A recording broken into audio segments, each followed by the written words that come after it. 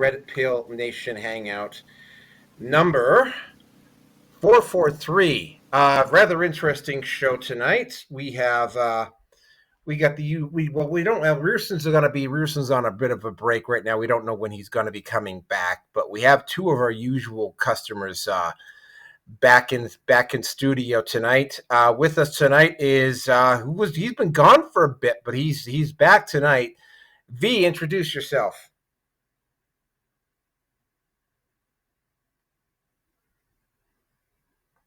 V? He's like, hell no, I ain't doing nothing. Sorry, I didn't think you were going to get to me that quickly. I'm reaching for the fan switch. And I've been absent not for the lack of not wanting to be here. It's just, got a phone that likes to put itself on silent no matter what I do. So I just end up missing shows. Yeah, okay. And also tonight with us is Roger Hansen. So Roger, introduce yourself.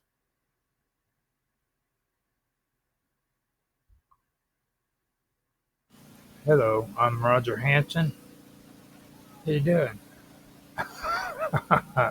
Oh, we're doing fine there, Roger. How are you? Oh, I'm doing pretty good.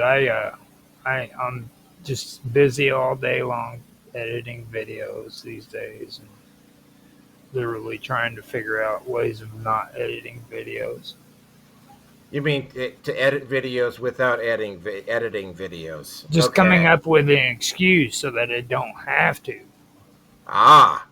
Yeah, I'm familiar with that. I'm familiar with that strategy. There's been times, especially lately, when the last thing I've been wanting to do is spend multiple hours in front of a screen. Site news. It's maybe a little bit premature for me to be announcing this, but probably. Well, first of all, I take my 40-year clean cake at the end of July. That's one. The other announcement is also around the end of July. I will have officially surpassed the total, all my combined subs. I will have officially surpassed the total I had for my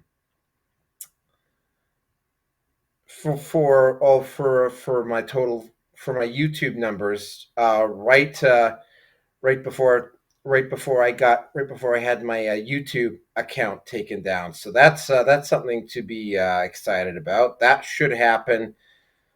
That's also going to probably happen right around the same time as I take my 40-year clean cake. So that's something to be excited about. Other than that, not really all that much to talk about. It looks like I'm going to have to switch up jobs again here fairly quickly, but I'm not going to go into all the details as to why. Yeah, it's going to be, don't know where I'm going to be working again. It might be out of town, so there might actually be a delay. I'm also going to say something about tonight in particular. Tonight, I was contemplating taking an actual break for a week in terms of my my content, and then unfortunately, what ended up happening, and you will notice this tonight, the content of the show is extremely manosphere heavy, like really, really manosphere heavy. Like probably the most manosphere heavy show that I have done in quite a few years, actually. And don't know whether that is going to be whether it's going to be a lot more discussion about the manosphere as I go along. But as of right now, that's the situation.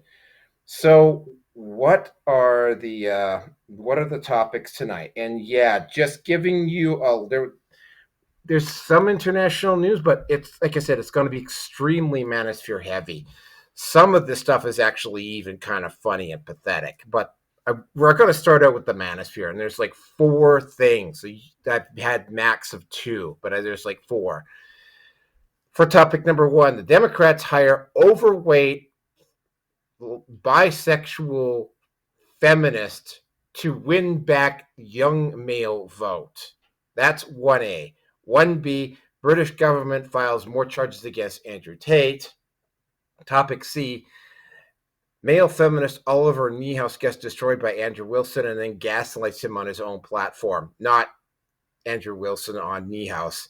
And then 2, woman gets effective slap on the wrist for setting man at fire over a misogynistic joke. Now, there's a little bit of context on that one, but yeah. Topic number 2. Hold on a second here. Canadian PM Mark Carney pulls underhanded move using King Charles to open up the House of Commons sitting. Topic number 3, Donald Trump has sent a team of U.S. officials to the UK to investigate concerns over freedom of speech restrictions. Topic number 4, trans actor Hunter Schafer is hired to play Zelda in a new production. And 4B, new Harry Potter TV series is determined to have Snape play as a black man. I'm going to be really curious how said black man is going to have a pale, white, sallow complexion, which is having gone through the entire Harry Potter series is actually mentioned about Snape multiple times. But, well, it's the BBC. What can you expect? Topic number 5, YouTube shuts down Real Talk Politiks after CBC Inquiry. And topic number 6, yeah, it's been that kind of a week. World Boxing bans Iman Khalif from boxing forever for falsely claiming that he was a woman. Yeah, that's gonna be a bit of a that's gonna be a bit of a topic here. I gotta just let some people know that we're on, and then we will get on with some topics here. Yes, unfortunately, yeah, not Sony Galactic. And Nancy Planeta wanted to discuss the Ukrainians coordinating with NATO to send bombers in to bomb to attack a base in Russia where nuclear bombers are being stored by the Russian military. And I was going to give her some time at the start of the show. Nancy, apologies. The show must go on. And what we will do is we will have you, if you're around for 444, we will have you on for 444 where you can we'll try to lead you off on that one, just in case you happen to be listening to this later on. Now, let me just finish sending out these invites here. And okay, so the invites have been sent out. So yeah, let's just get this party started here. There we go. And so topic number 1. Actually, it's topic 1A, 1B, 1C. So it's a fairly, I'm going to be talking for a while here. Unless, of course, we want to cover these one at a time, which we actually just might, because there's a lot to cover in this particular section. Starting with the fact, and it's an extremely rare event. This is the Manosphere section. It's an extremely rare event when the Manosphere, because the Manosphere is got a bunch of differentiating opinions, and they don't always necessarily see eye to eye with each other.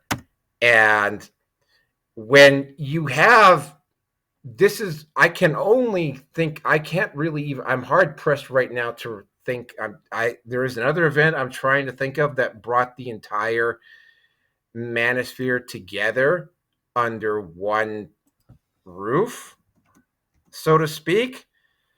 But, the Democrats have obviously figured out, or they have sort of figured out that they need to win back the male vote.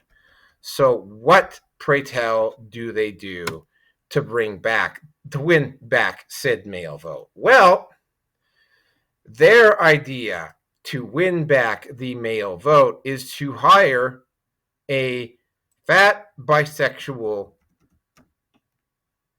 Latino feminist to, I don't know what the hell she is going to say that is going to get the manosphere or to woo back young male voters. But yeah, I'm going to stop short of saying that she's around the same weight as V in me, but she's definitely up there. People were definitely poking fun at her weight. This is the absolute definition of insanity. I mean, this is effectively like hiring the fox to guard the chicken coop.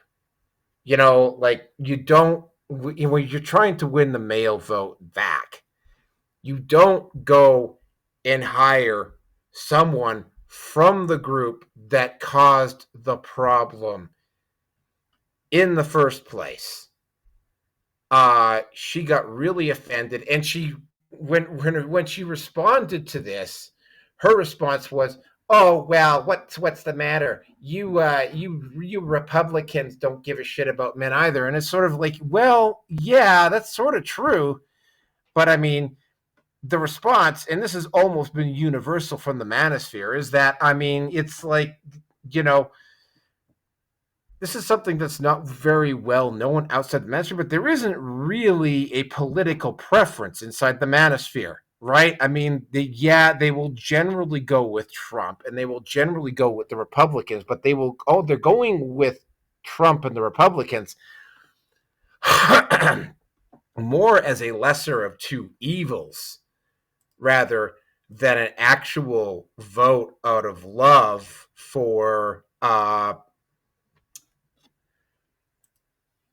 vote of love for Donald Trump. There is no actual political preference in terms of what the vote is going to be like. And I mean, yeah, so she went off on this Donald Trump rant, and she went off on this Republican rant, and it was contrived, it was phony, and ultimately what it did is it just literally made the point for the manosphere about how out of touch the Democrat Party is. I mean, I don't really have that much more to say about this particular one. And we've got this first section we've got 4 things to cover here. So who wants to go next? Well, we'll go V, then Roger. So V, you're up if you want to comment on this one. Actually, I'm going to be doing a lot of listening this episode. I've sort of been isolating myself from society the past few weeks. Just doing a lot of personal stuff, technical computer stuff, and so I'm basically listening to the news with you guys. And yeah, I would like to hear what Roger has to say about this. Go ahead. I mean, I can't really say very much good about it. It's because I mean I don't agree with the Democrats at all either, but at the same time, my whole opinion about Donald Trump has freaking changed severely. I really don't like the craziness that he's freaking putting out here lately, and so I mean, on my show, I freaking basically freaking went off, started calling the dude freaking white supremacist Nazi.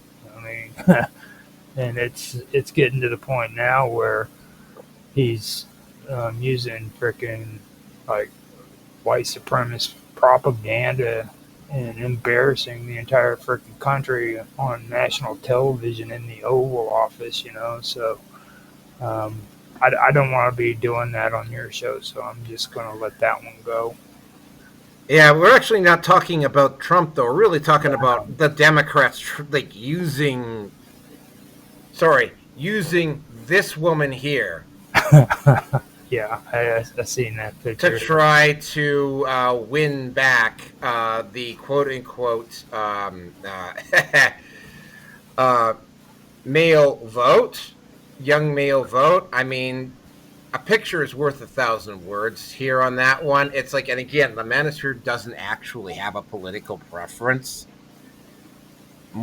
more or less. So, yeah, For you me, know, I mean, it's like I've had no problem with fat women at all.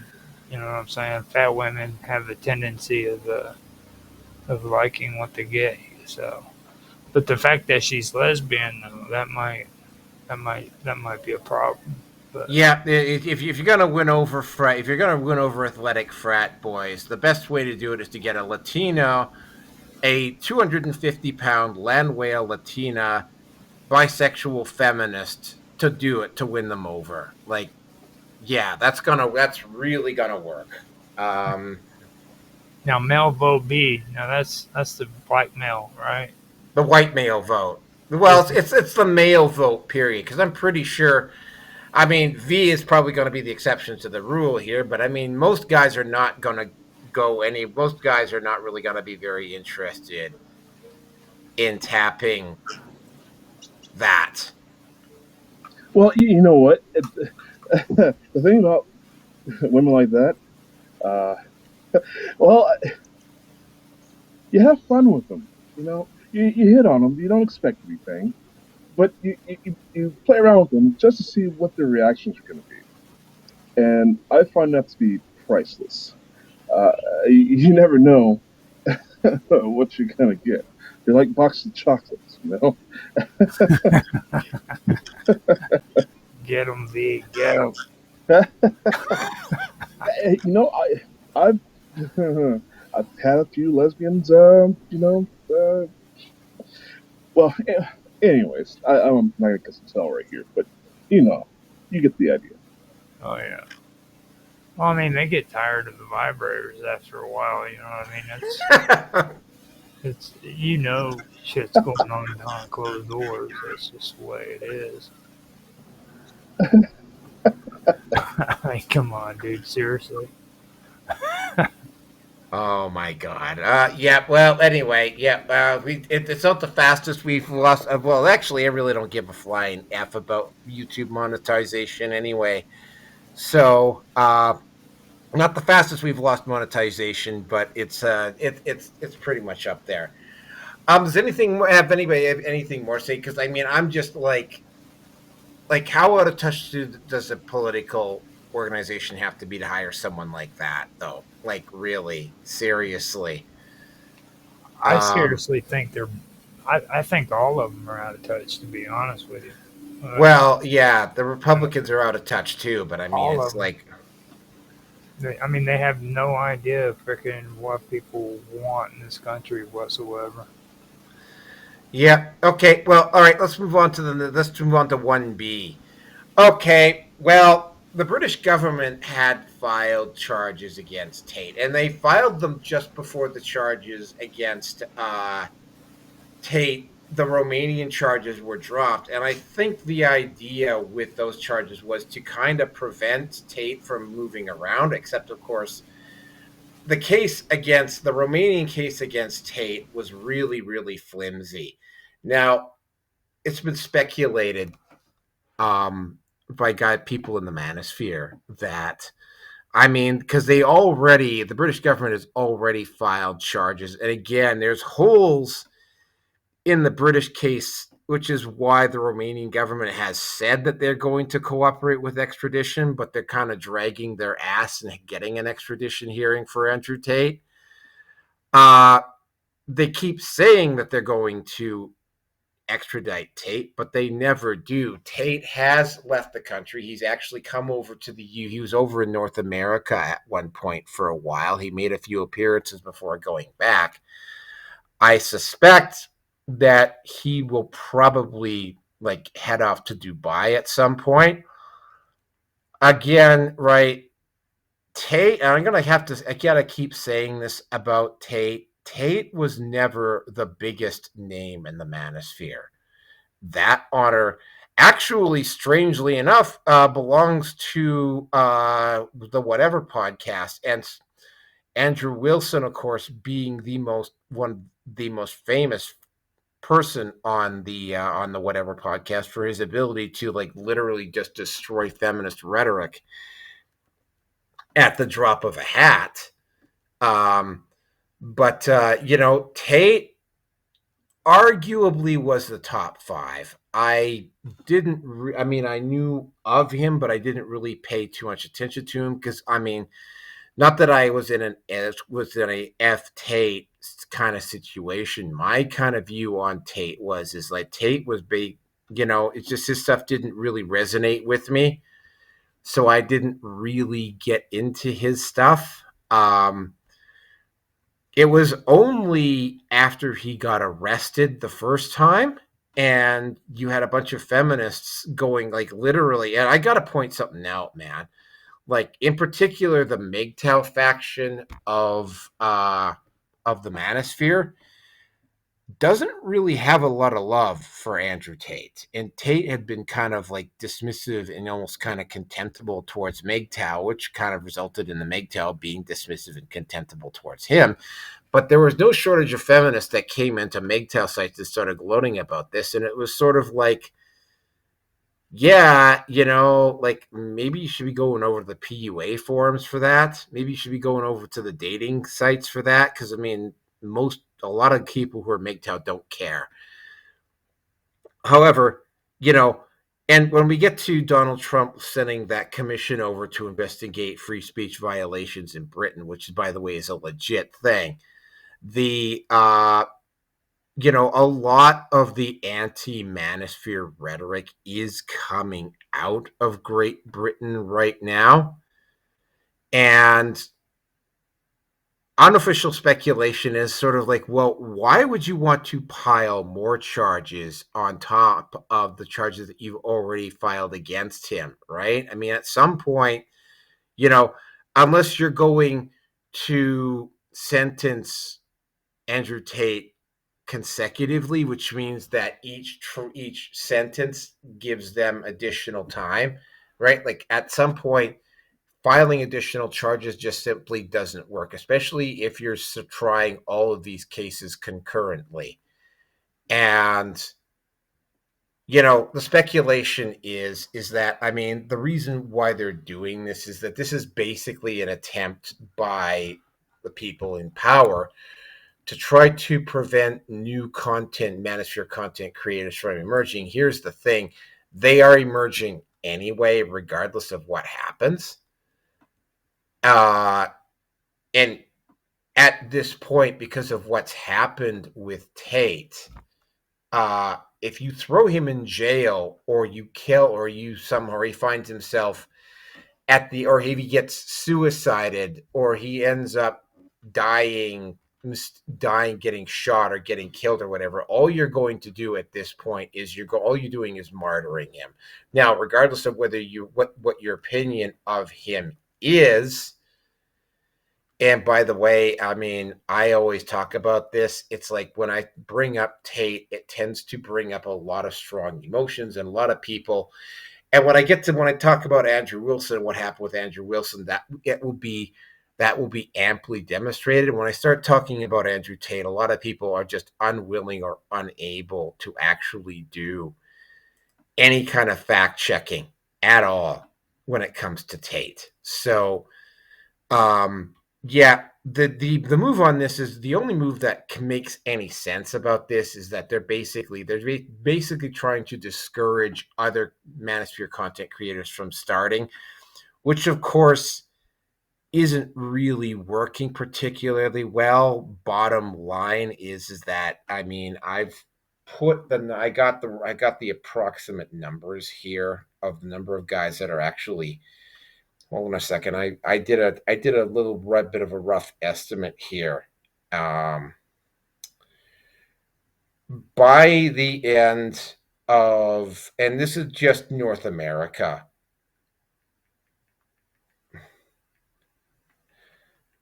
by the end of this year, the Manosphere population estimated, and by the way, it falls apart the further way I get down, is going to be around 4 million men, which, by the way, is probably about 4 times the size that it was just a few years ago. Let me just take a quick look here. Yeah, it's probably about 3-4 times the size that it was just a couple of years ago. So it's growing at a fairly fast clip. And even if you short of throwing, I mean, you short of actually going out and hunting Manosphere content creators down and killing them at this point, or going on a massive jailing run of all the guys in the Manosphere, the Manosphere is basically here to stay. Yeah, I hate to break it to you, feminists, but I mean, yeah, like that boat has sailed. Like you've missed that boat's gone. Like you have missed that boat completely. So yeah, the jailing of Tate is like pretty much meaningless right now, because if you eliminate Tate in some other way, again, he's not the biggest content producer in the Manosphere. He's just the most recognized name, and B, all you're effectively doing is martyring him, which will pretty much justify the Manosphere even more, because at that point then you have basically and by the way, Tate might not necessarily be the best guy to martyr for the Manosphere. There's a lot of people that have a lot of very strong negative opinions about Tate, but at this point, yeah, it's getting academic at this point. And also, I think they also did it just to kind of like keep him in the news. So, V, if you have any comments to make, feel free to make them. Yeah, well, I mean, not much to say on this one either. If they want to make a martyr out of Tate, I mean, yeah, it kind of justifies, everything he's done up to this point. I don't know. I would actually like for him to start making more content. It might actually prompt him to do so. When you get that kind of hate, you want to fire back. So I would like to see something like that.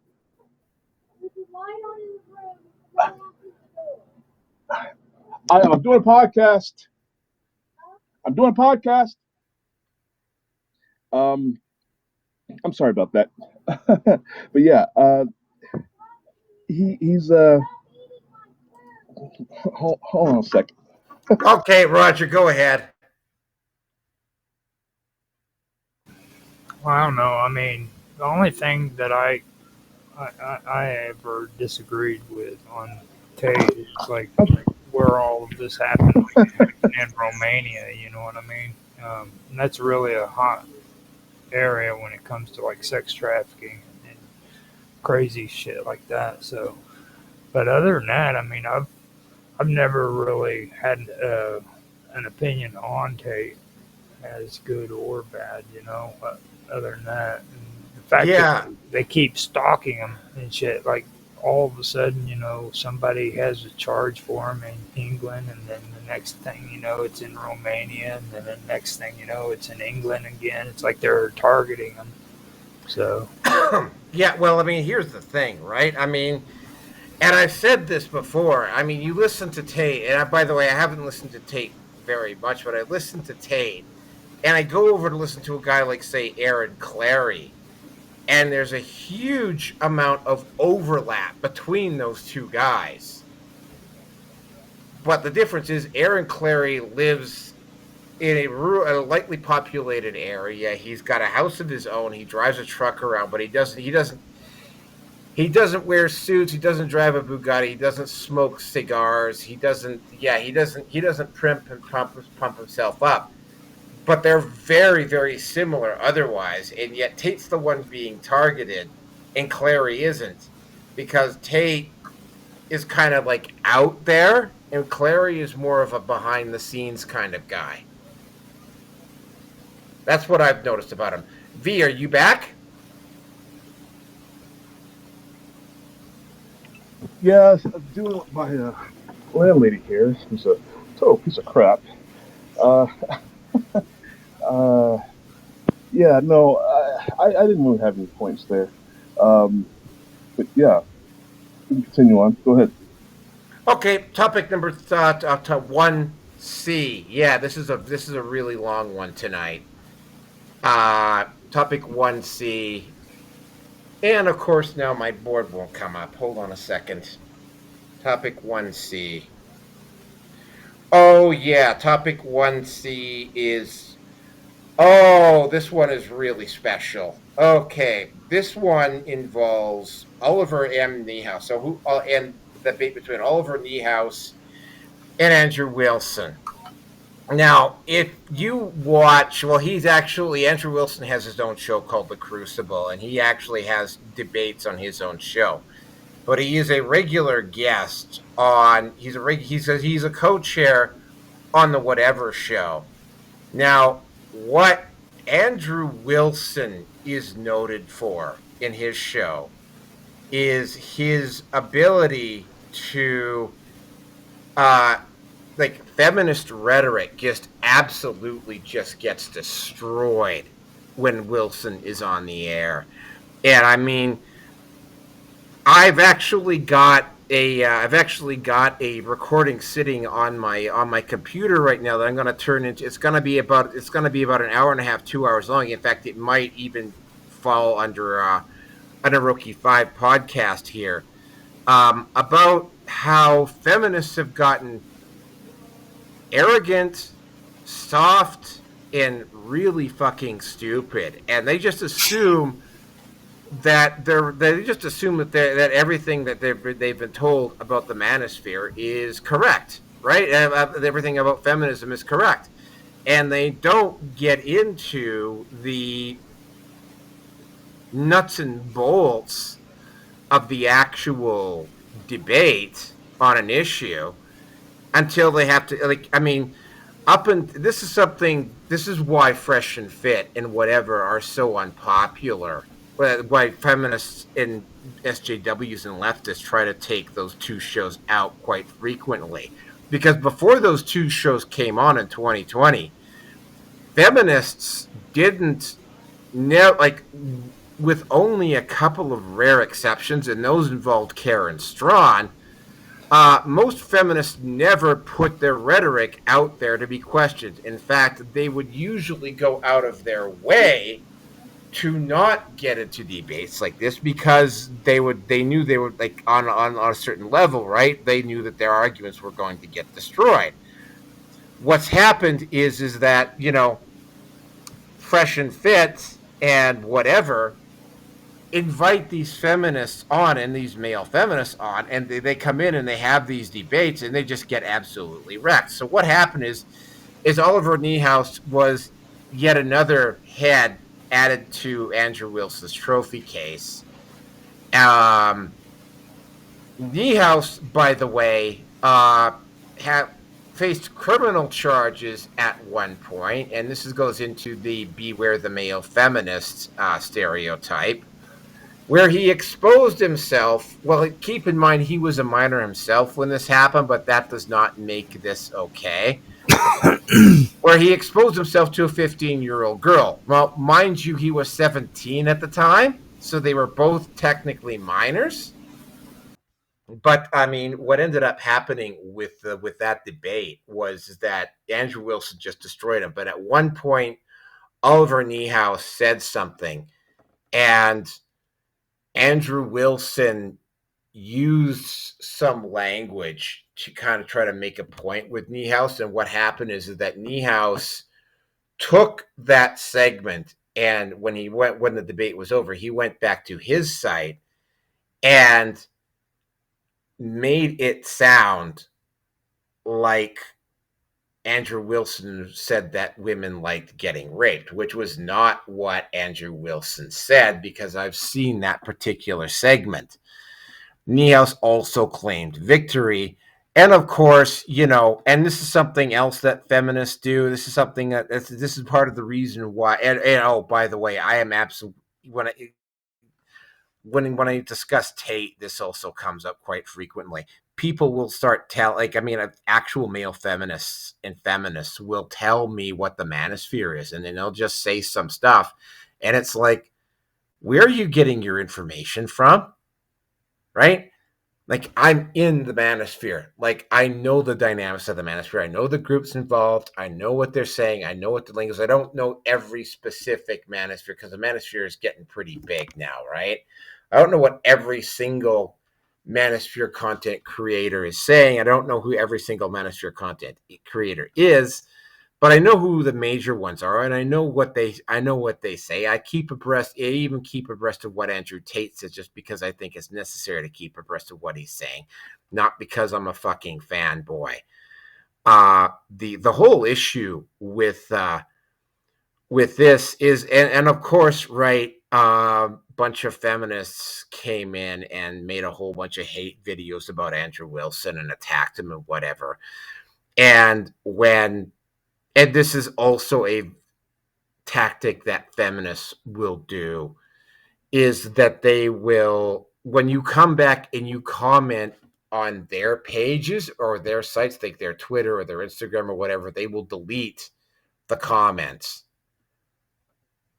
negating what was going on. And I have seen, this is a very common tactic. What male feminists will do this all the time. They will come in and they will make a post, and usually what they're saying is like so catastrophically fucking stupid that you have no choice, but you have to refute them. And you refute them, and they never come back and they never reply. And when I follow them back to their feminist pages, what they're doing is they're going over to feminist groups and they're just grandstanding like they've won, right? And of course, when you challenge them on it, they will either block you or they will try to get you removed or whatever, but they will never actually discuss what is actually going on, right? And this is the exact thing that's happening with Oliver Niehaus. There's been multiple people, supporters of Andrew Wilson, that have gone over to Oliver Niehaus's Instagram or whatever and have posted up stuff like clearly saying, oh, no, you're lying about this. And they get blocked or deleted, right?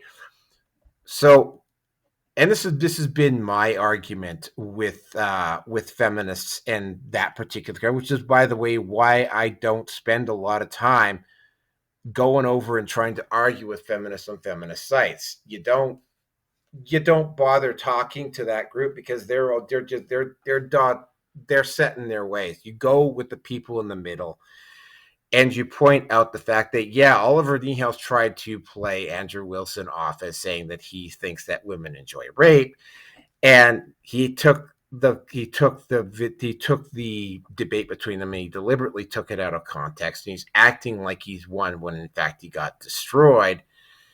And now, when you call him on his lies, his response is to block you or remove your post and act like he's won, even though he hasn't. Now, I understand with a lot of people from the manosphere listening to that's kind of frustrating. Here's the ultimate run on this, right? They're losing. They know they're losing. The fact that the Democrats, this is why I was talking about topic A here, the fact that the Democrats are now aware that, that they have to start winning the young male vote back, and that the British government is aware that they have to try to keep the pressure up on Tate to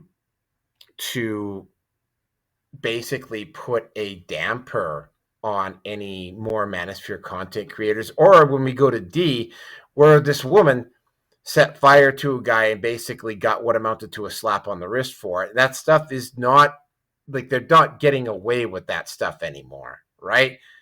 And again, ultimately what they're going to have to do is they're going to have to pony up and make their point, or they're just basically going to get, they're just going to get railed right out. And, again, right, like I could, for instance, with one of you two guys, say a whole bunch of stuff about you and be real insulting. And then I could go back to my group and say, I did this and I did this and I did this. And you could send your friends over to try to countermand me or challenge me on that. And I could still block you and I could still remove your comments. But the bottom line is that I still know that I lied, right? I still know that I lost the argument or I was being insulting or degrading or whatever. And the people that are not in your little circle of friends, your little circle jerk, they're all going to know too. So you lose your credibility when you do that. And of course, I find it very ironic that Oliver Niehaus would say this about Andrew Wilson, especially since he actually did something pretty fucking perverted himself. And with it, I'm going to turn it over to V if he has anything to say. If he doesn't, then I'm going to let Roger say something about it. You know what? I live with a feminist. Okay, and I'm moving. I am supposed to have moved a couple months ago. Things keep happening. Yada yada yada. I've been trying to get the hell out of here. Yes, I live with a feminist, and let me tell you, oh my god, she's a freaking nightmare. Um, she's old, so she's going senile. She's senile as hell. She yells at me about stuff that I shouldn't be doing, that I'm actually not doing. Things like me eating her food, or me leaving the toilet seat up, which is hypocritical, by the way. You're a hypocrite if you're a feminist. You talk about the toilet seat, things like that. And she's a whack bag, total whack bag. And I don't know, and I get targeted. It's just, I don't know. It's something about me. I do believe, but either you love me or hate me. There's really no in between. So after being around someone for so long, again, you're either gonna love me or you're gonna hate me. So this one, she hates me for I've been the nicest guy in the world. Well, I'm always the nicest guy. I'm always courteous. I'm always polite. You know, I, if there's expenses, I always pay more than everybody else. I'm that kind of guy. But slowly, this feminist has totally turned into a real rank asshole. And I don't cuss on the radio or on podcast. So, I didn't mean it. So, she's one of these people that likes to bark orders. And it's like, you're talking to the wrong one. You're not barking orders at me because I'm not going to. You barking order at me, that's as good as not done. I have autism. I have PDA. I have pathological demand avoidance. You bark an order at me, it's not going to get done. You can ask me politely that you want something done, and I'll get to it at my earliest convenience. But yeah, I don't know where. I don't know. This person who worked at Walmart for 25 years, never was management. I could see, she annoyed the hell out of everybody because she thinks she knows it all, but she's really a Captain Obvious. And it really annoys people, and she has no idea that it annoys people. And she tries to boss people around. She got fired from Walmart. 25 years, you're supposed to be like a regional freaking manager. No, she's a floor worker. Just held on to that job. It didn't get any kind of promotions. Why? Because she has she lives in her own bubble. She's so much of a sociopath. She lives in her own bubble. She doesn't understand the parts of her personality that people don't like, and what's inappropriate and what's appropriate. And again, she was yelling at me from outside my window about whatever, something I supposedly done that I didn't do, and not giving a flying F that I'm doing a broadcast. So I mean, and she's a feminist. I could be total manosphere and still be polite, still have my manners. Just because you're an extreme radical for whatever side doesn't mean you have to be a total a-hole. You know, I'm definitely about men's rights and that stuff, but I'm always gonna hold a door for a lady. I'll walk on the outside of the sidewalk if I'm walking next to a female. I do these things anyways. So I don't know where I was going with this. I guess I'm just venting because I have to deal with this crappy person. Yeah.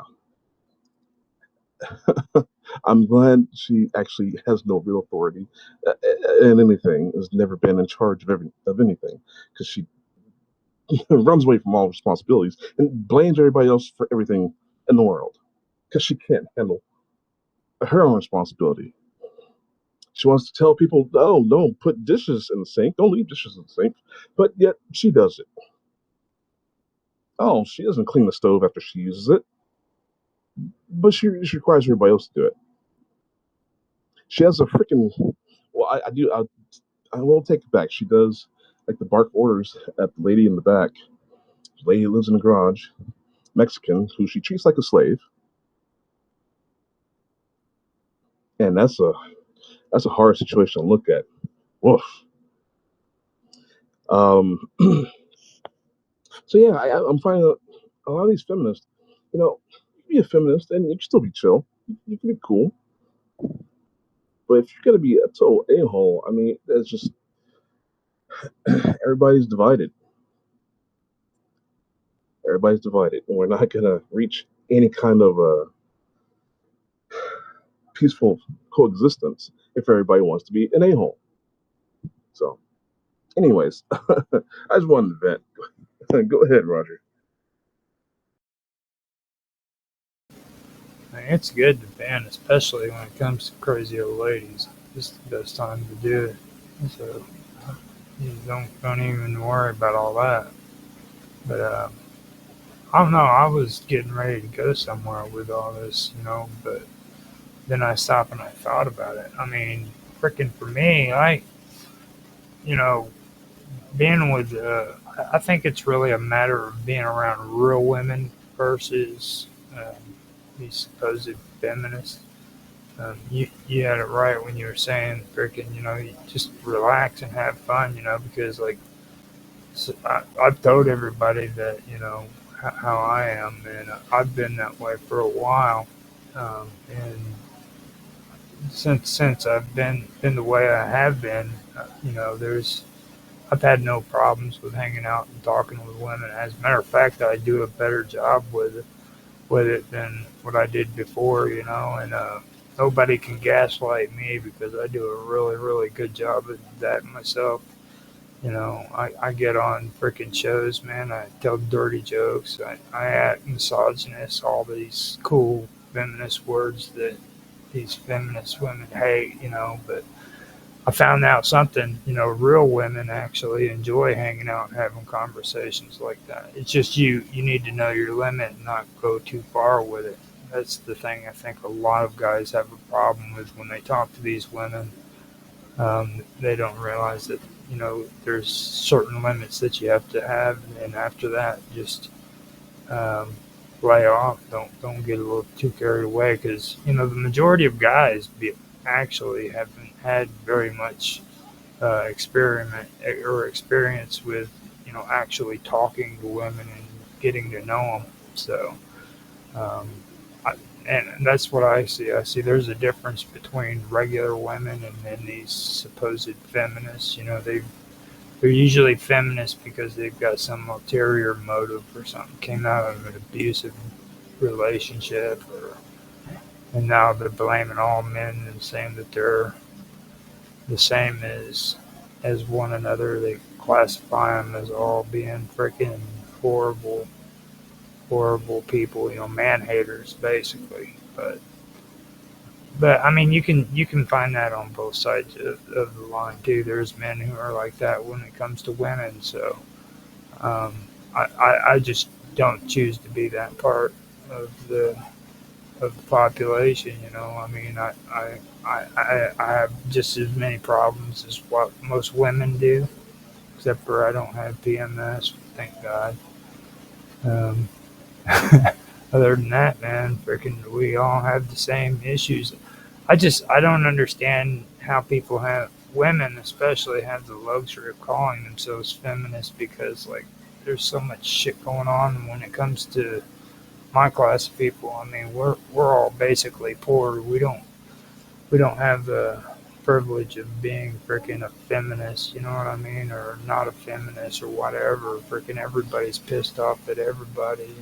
When you're poor, freaking you don't get that right to say this is the way I am, because you have to pretty much toe the line and do what you got to do to keep your head above water.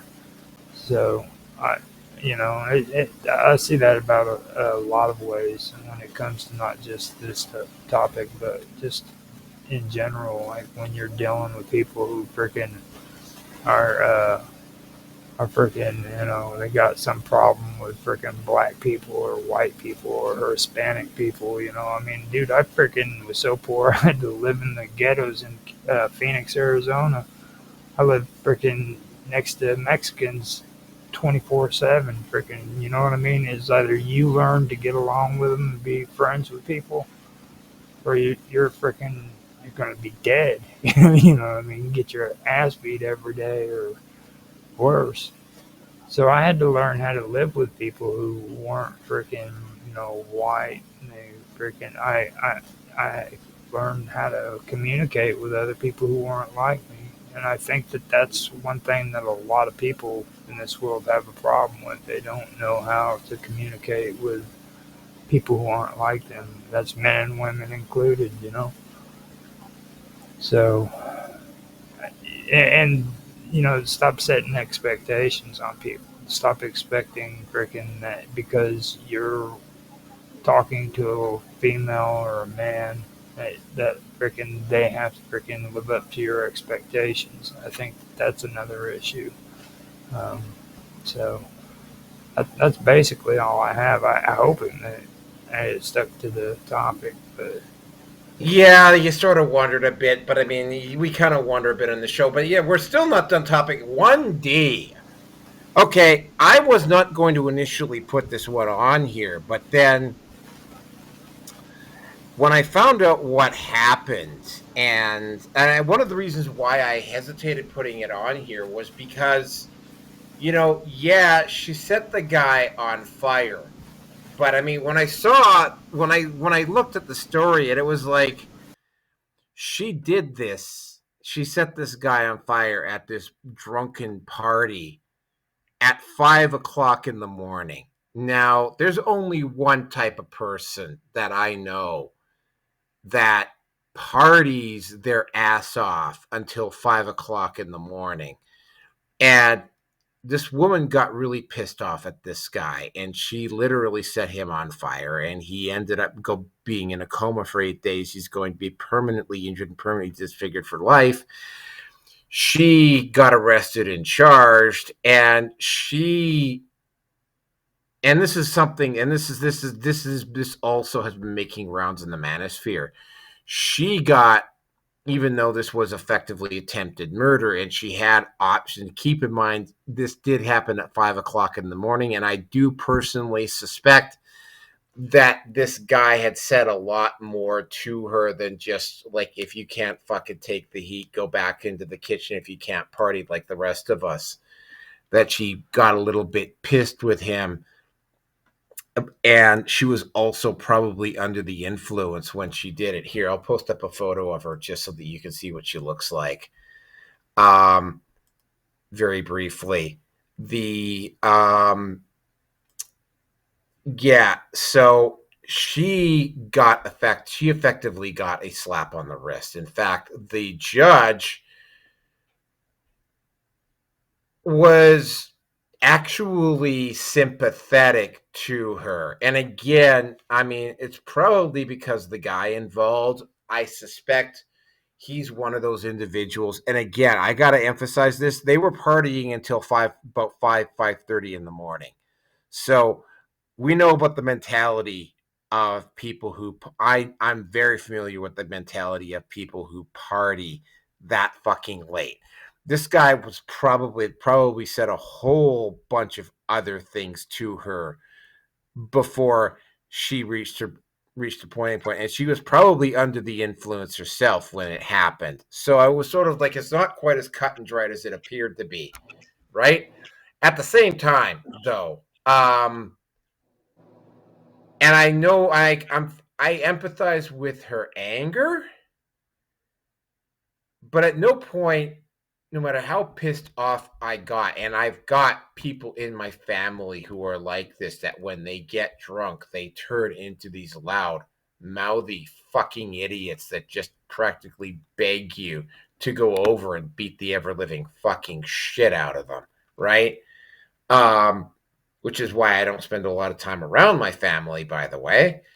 Uh, you know, she had the option of, because they were in the backyard, she had the option, because she was probably drunk, so she probably could have just passed out in one of the couches or in her bedroom or whatever and not gone back out there, but she chose to be around him. And she kept letting it build and build and build and build and build till she set the guy on fire. But she got a slap on the wrist, and the judge was very Okay, sympathetic towards her, right? but hold on, but It's okay, attempted murder but at the end of the when a day. guy gets drunk, okay, okay, let's start with the woman. When the woman gets drunk, she doesn't have to be drunk, but when she gets mouthy, Oh, it was the guy that a was guy being reaches mouthy, their not limit, her. a guy will slap her. Or maybe if the guy is really rough, he might give her a couple of punches. When a girl reaches her limit, she sets the guy on fire and disfigures him for life. See the difference? Oh, big difference. I absolutely agree with you. And the judge was basically like, she got a slap on the wrist. She got sentenced to 7.5 years, but she could be out in as little as 3.5.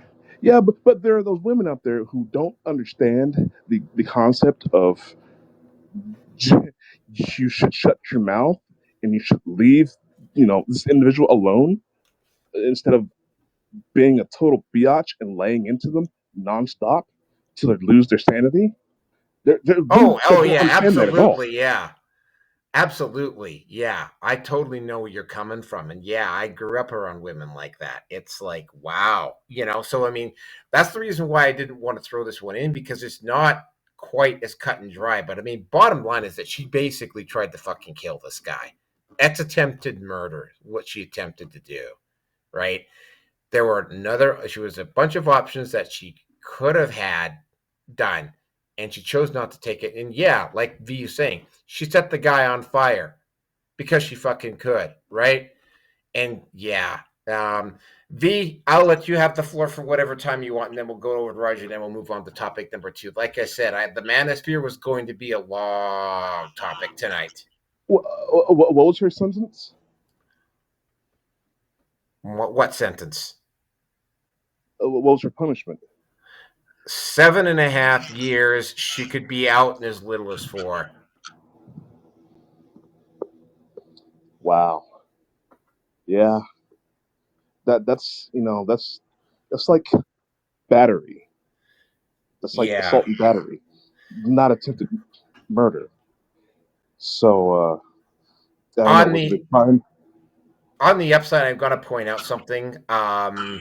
Australia is one of the most feminized countries on the planet, and yeah, like as bad as things are in North Oh, America, yeah, no, Australia of the Five Eyes countries, Australia has the worst feminists, right? It's like, yeah, they make excuses. That's the other thing. There are people making excuses for this woman and her behavior, and it's like, no, they there's no let their female serial killers out of prison. For real. Yeah. Carla Homolka. Yeah. Here's the other thing about this is that I mean, yeah, there's feminists actually trying to portray play this woman off as a fucking hero. That's what really got to me, right? And yeah, I mean, on the upside, at least there was some publicity about this. If you remember, and when we were on Roger's show, we talked about an incident in Washington State back in the 2010s where a guy was going through a nasty custody battle with this one woman, and her and her feminist friend went over to the house, and the guy ended up dead. And neither the woman involved nor the feminist woman that encouraged her to engage in that behavior ever faced legal consequences for their actions. So there is that to fall back on, as little as that means. But yeah, like I said, each one of these events, and specifically this week, I mean, it's like adding fuel to the fire. And with that, I'm going to turn it over to Roger, and then we are going to get on to topic number 2. Like I said, we could have probably done a whole episode just on the Manosphere stuff tonight. Well, I mean, with me, all I can say is there's a lot of crazy shit happens whenever you get drunk. That's like one of the most dangerous times for men and women. All I can say to anybody is if you want to drink, which I don't drink or do drugs anymore, but if you want to drink, understand that you're taking and putting yourself in a touchy situation. So be careful. Always make sure freaking you got your back covered, no matter what, because especially when it comes to situations like that, things can get out of hand, and next thing you know, you're in a coma for 6 months, and a woman's or another man is going to prison for 7 years because things got out of hand and an argument broke out. So that's all I really have to say. Oh yeah, I've Okay. already had a couple run-ins with the law here where I'm staying because of this sociopath down the hall from me. Uh, I have to barricade my door closed because she likes to break into my room. Oh my God! It's like, where these people come from? You know, it's like women have been they've been off leash so long that they've just lost their damn minds. You know, I'm not advocating violence towards women, but if we're all going to be equal rights, equal everything, when a person's being an a-hole, they deserve to get their ass kicked. Simple point. You know, that's just the simple of it. But anyways, sorry, go ahead. Anybody else? Okay, then yeah, we're going to move on to topic number 2. Yeah, we went on as expected. We kind of went on a bit long on this one. Like I said, we could have almost made a complete. We could have made a complete episode just on the Manosphere stuff tonight. Okay, so topic number 2, and this is a Canada heavy one, so I don't think V's going to have that much to talk about on this one, but I will bring it up anyway. They had the throne speech for the opening of the Canadian House of Commons. Mark Carney invited King Charles to the House of Commons to give the opening throne speech for for the opening of this session of the House of Commons, and King Charles threw in stuff about Canada being occupied native land. That, I'm not going to say it, the word probably that comes up to mind is triggering, but I think probably the most despicable part about this is the way, I mean, I will give Carney some credit here, at least with Carney. I mean, he's not like so high on his own bullshit that he goes around and does it and just doesn't arrogantly give a shit like Trudeau. At least he tries to disguise it.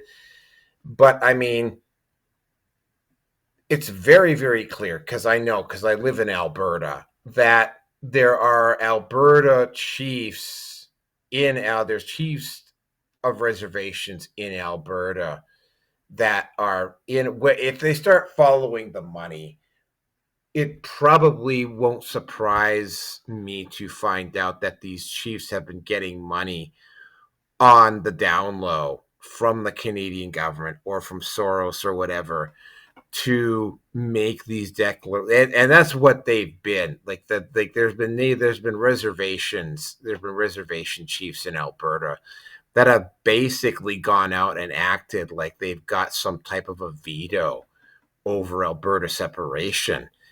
And as much as well, King Charles is still King Charles, and he is still technically, he can still overrule Carney in the House of Commons, although again, Queen Elizabeth didn't ever do that when she was queen. I don't think Charles will either. The whole issue is that Carney was basically using the throne speech of Prince Charles so that he would have some to try to solidify the native claim on provinces, and there are currently 4 now that have separatist organizations operating within them looking to leave, and there might be a 5th, because currently Alberta, Saskatchewan, Quebec, and Newfoundland are all kind of on board. BC is probably not that far behind, so he's facing a situation where he has to form some type of a legal basis in order to prevent this stuff from going on. So his one big option is to use the natives and the native claims as a way to blunt the independence movement and say, well, you can't separate from Canada unless the natives say so. Well, I mean, I know this because I was living in Canada and I was around during Quebec separation, back when Quebec tried to separate back in 95. Good God, that was 30 years ago now. And they had discussions about this issue 30 years ago. And those conclusions that they made back in 95 will apply to the situation that's going on now.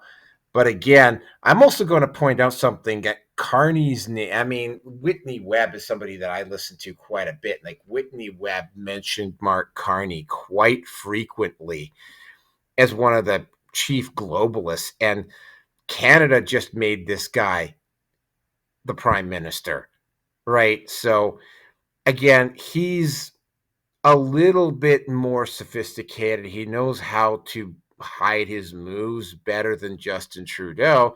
But again, right, his first bill that he introduces in the House is a censorship bill, and then he uses King Charles's visit to try to shore up his claim, to try to prevent the provinces from separating. So yeah, there's a whole bunch of stuff going on there that's not particularly cool. Again, right at this point, all the moves that Mark Carney has been making have to be interpreted as attempts to basically prevent, or to in no way try to come to any type of an understanding with what people here in Alberta feel about how they feel about Ottawa, and in no way is attempting to try to discuss the matter with them. That's going to be on Carney's head if it happens. And by the way, the most recent poll I saw for separation, and this is not even barely a month or so into Carney's tenure, the numbers have gone up from about 36% to 47%.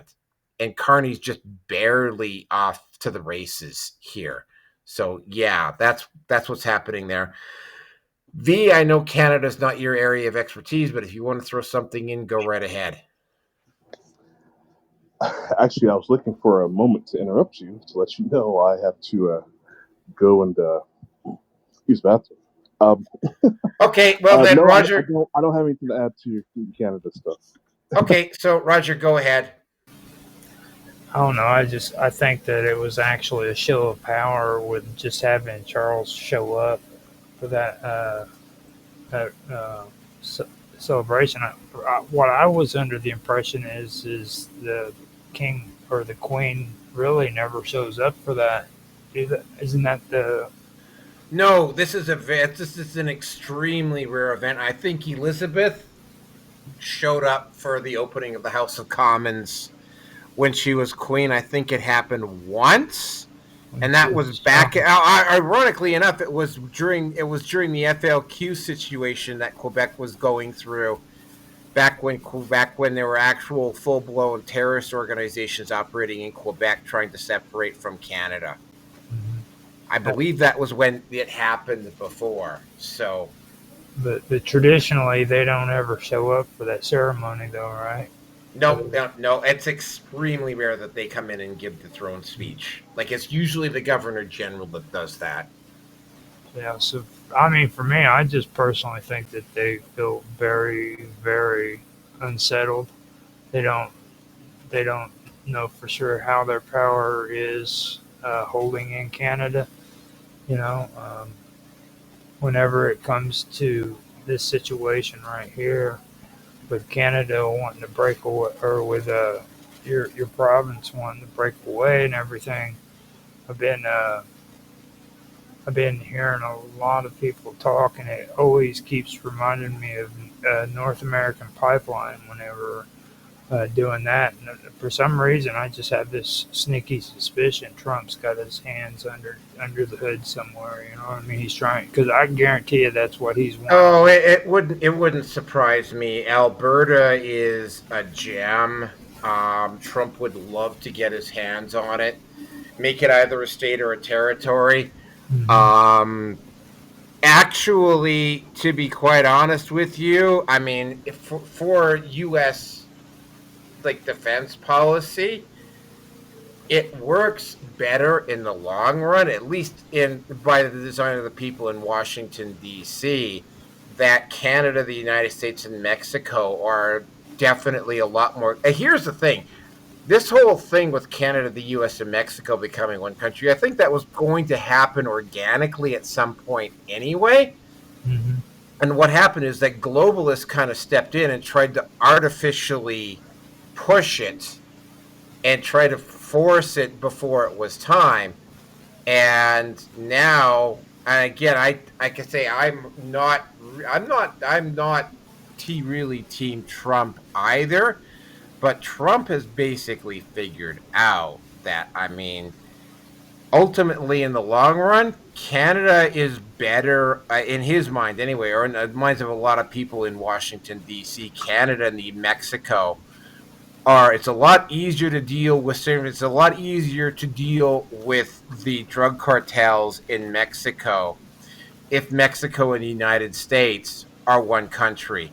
It's a lot easier to get access to the huge, abundant level of natural resources that Canada has if Canada is also folded into the U.S. into the U.S. So, this was probably going to happen organically. But again, right, because of what's been going on with two criminal arms. We're talking about two different criminal cartels here. You've got the globalists and you've got Pax Americana, right? Pax Americana is the one that Trump is probably the head of. There, they can be absolutely ruthless and deadly as well. The difference between Pax Americana and the globalists is that the globalists want to like literally fucking control everything and put you in 15-minute cities and control you eat, what you think, and blah, and like micromanage everything. Whereas Pax Americana, as long as you're willing to play ball, you know, and not interfere with their interests, I mean, have at her, right? That's basically the difference. And I mean, For me, I see. they're both nasty, and they're both criminal organizations. But at least with the second, with Pax Americana, at least there's a possibility of not having them fucking micromanage your fucking life. That's the way I look at it. I see it as it's going to happen in steps. Like, I don't believe that this is just two separate entities. I think it's a one step before the next, instead of, because, like UN and globalists, they all know that they're not going to just unify the world under one government all at once. It's going to have to come in stages. So you're going to have to consolidate Canada, the United States, and Mexico and make them into one block before you actually make the big move to turn it into one world government, So that's another aspect I look at when I look at things like this taking place. Like, it sounds to me like somebody is in the background trying to consolidate these countries and make them all. Well, again, right, Alberta is an absolute gem. I mean, Alberta is. I mean, and they tried here in Canada. They've tried in Canada here to try to minimize the Alberta contribution to the economy. They point out, because Alberta is the fourth most populous province, right? BC, Ontario, and Quebec actually have larger economies. The difference is that Alberta produces way more in excess. Like, they're way in the black, whereas BC and Ontario, BC is usually in the black, but sometimes Ontario's in the red, sometimes Ontario's in the black, right? It's like, yeah, they don't produce an excess of overflow of wealth the way Alberta does in terms of their population. So Alberta's basically been paying for a lot of the national goodies that the rest of the provinces in this country enjoy,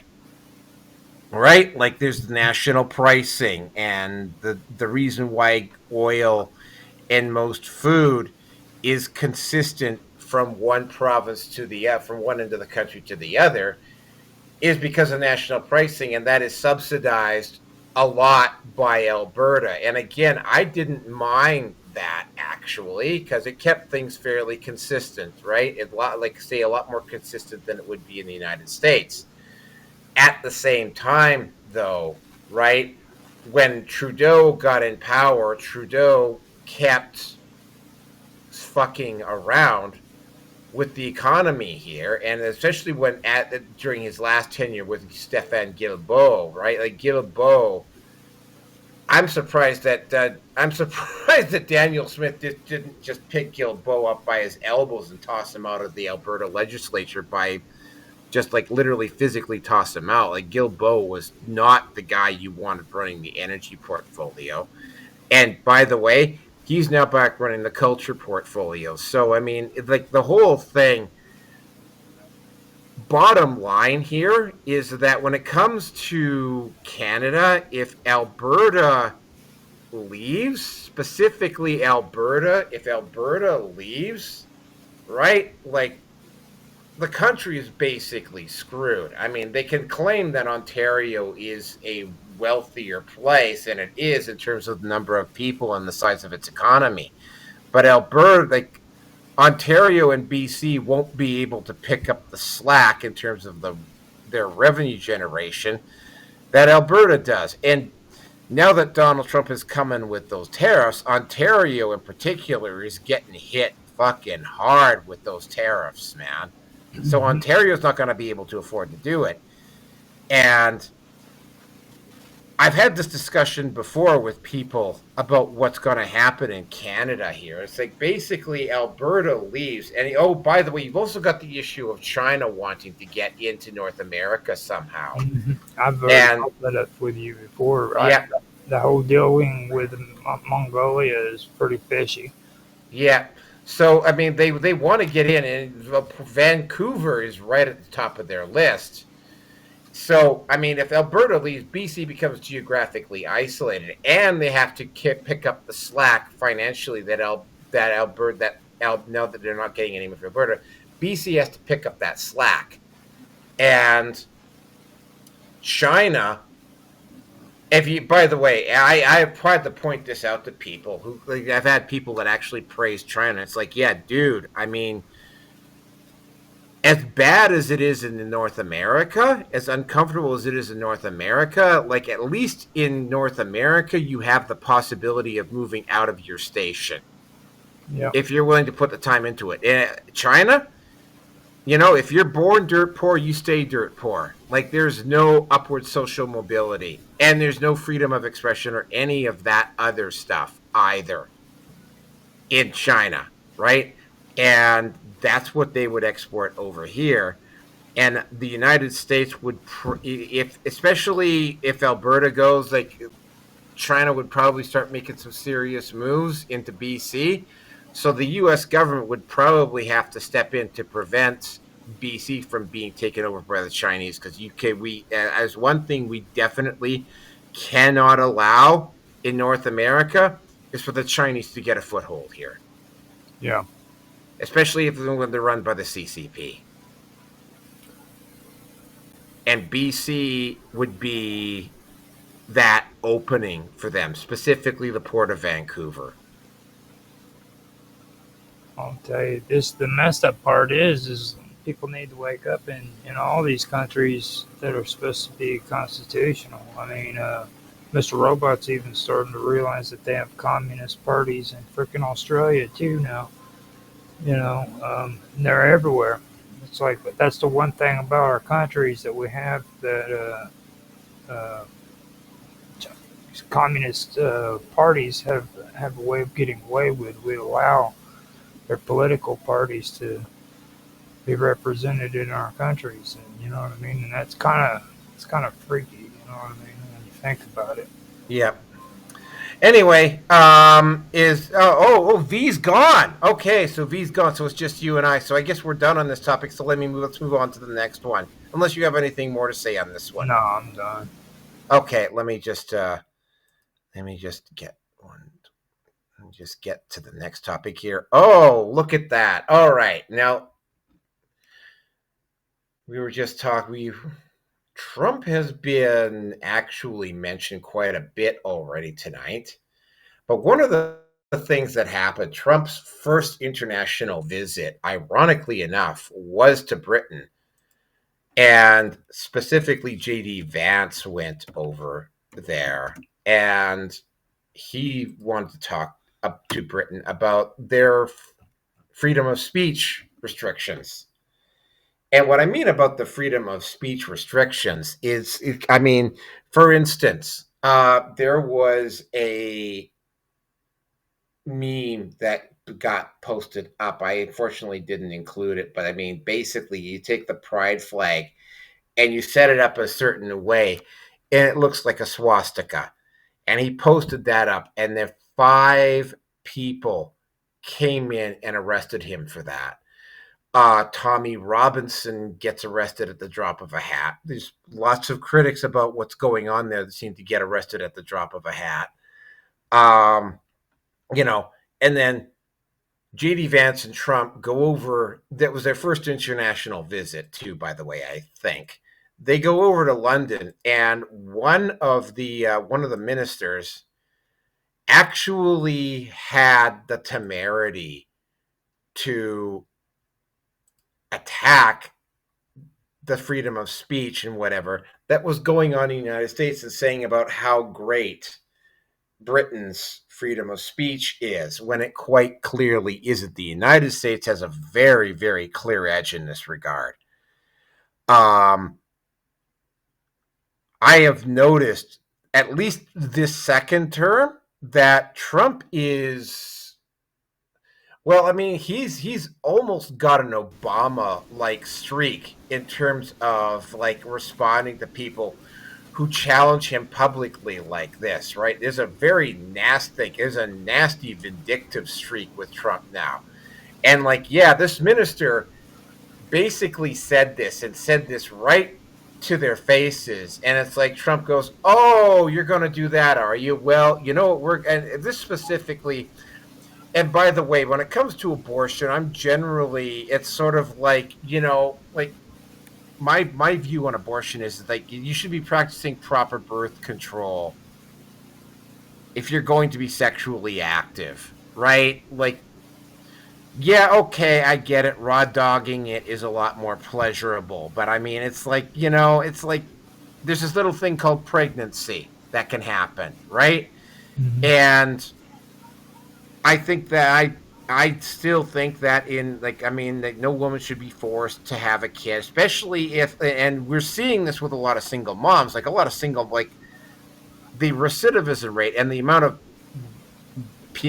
men that are in jail or end up in addiction, they end up dealing with addiction or mental health issues or whatever, that are the product of single mom homes. And this is something that, again, feminists don't want to talk about. Like, that rate is high. Like, that rate is really high. And it's like, even if you get a step parent in there, it doesn't actually statistically reduce the probability of that happening. In fact, in some cases, it actually increases the possibility of that happening. So you've got the breakup of the family going on. And I mean, if you don't want the families to break up, then it's sort of like, don't have a kid out of wedlock. And here's the thing, right? The way the system is set up is that it benefits the woman to have a kid out of wedlock because the guy ends up having to fucking pay for a lot of the stuff. And yes, there are deadbeat dads out there, but I mean, I've read case after case after case after story after story after story of women that get these like impossibly high child support payments from the father, and will force the father to pay those, and there's those rates, like, to the point where the father is just absolutely destitute and he's living in a homeless shelter and whatever. And yeah, I've seen that happen a couple of times, right? And it's sort of like, and I kind of went off on a bit of a tangent there, but it's sort of like, yeah, you know what? And it's sort of like, you've got, and we were talking about what happened with the Tates earlier, but it's not, it's like, like Britain has passed laws making it illegal to criticize transgenders, making it illegal to criticize feminism online. And when you do, like, apparently the average is about 30 to 35 people a day getting arrested in Britain over this. So yeah, but Trump sent this team over specifically to investigate the anti-abortion repression that is going on in Britain. And, like, the whole thing, again, Trump probably would not have done this if that one minister had just kept his mouth shut and had looked at Trump's directly. I think it was either Trump or J.D. Vance's face and said, "Oh no, our respect for free speech is excellent. We have nothing wrong here." And it's sort of like, yeah, okay. Based upon the trend I'm seeing with Trump right now, how he deals with political leaders that lie to his face, that probably wasn't a good idea. No. That was not a good idea. And with that, I'm going to turn. Oh, look, V's back. So, V, do you have anything to say on this? He's just getting in here. Get him. Like 20 seconds ago, so I don't even know what the topic is. Okay, well then, Roger, take this topic out, and then we'll move on to the next one. Well, with me, I when it comes to England, I can notice like a bunch of things that, well, first of all, like when it comes to England and pretty much all of the colonies, I get this kick out of talking to you guys because like freaking everybody thinks that it's Americans that are so arrogant. And the truth of the matter is it's not that we're arrogant. It's the fact that we're free. Okay. And I think British people and the colonies too, that they don't understand that they're not really free. You take a look at Australia. Australia forces their citizens to vote. If they don't vote, they get fined for it. You look at Britain, okay? Mark Edworthy is constantly worried about me saying the wrong thing whenever we do streams because you've heard me talk in my streams. I get a little carried away, you know, and he is constantly worried about it, telling me, look, you need to watch what you say because in his world, you know, people get arrested for stuff like that. They've been doing that all along, and like I have no doubt in my mind that there's horrible freaking things going on when it comes to freedom of speech, when it comes to England, and when it comes to just the all of the colonies. I think that they're all being shafted pretty much. You know, it's kind of like living in a country where they tell you you're a democracy, but you're not a democracy. You're still a part of the empire that's disguised to be a freaking democracy, you know. So, and I do see a connection. There's no way that I'm wrong about that. I honestly see a connection between England pulling the strings when it comes to this stuff on all the other colonies. So that's all I really have to say about it. V?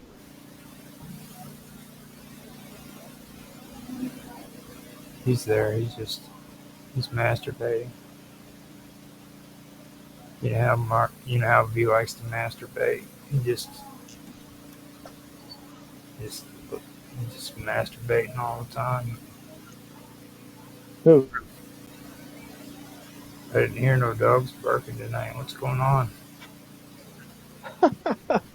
it's hot. I got a fan.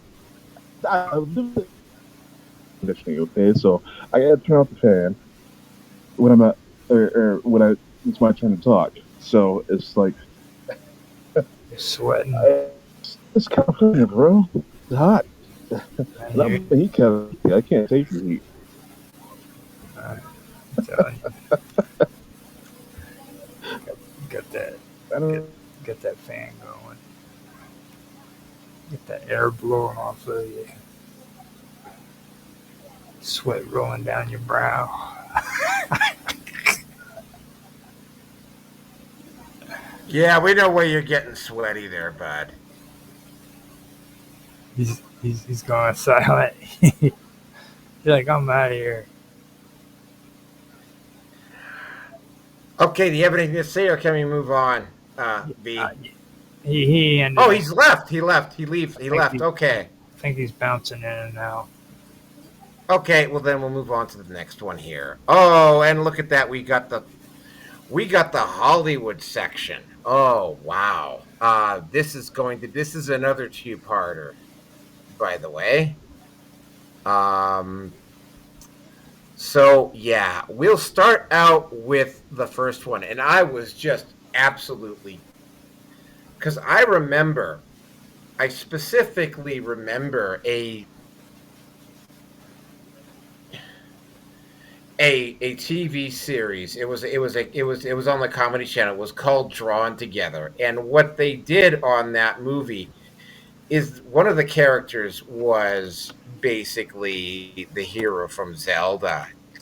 And I thought it was kind of funny at the time because the way they played that character is that he was a closet homosexual.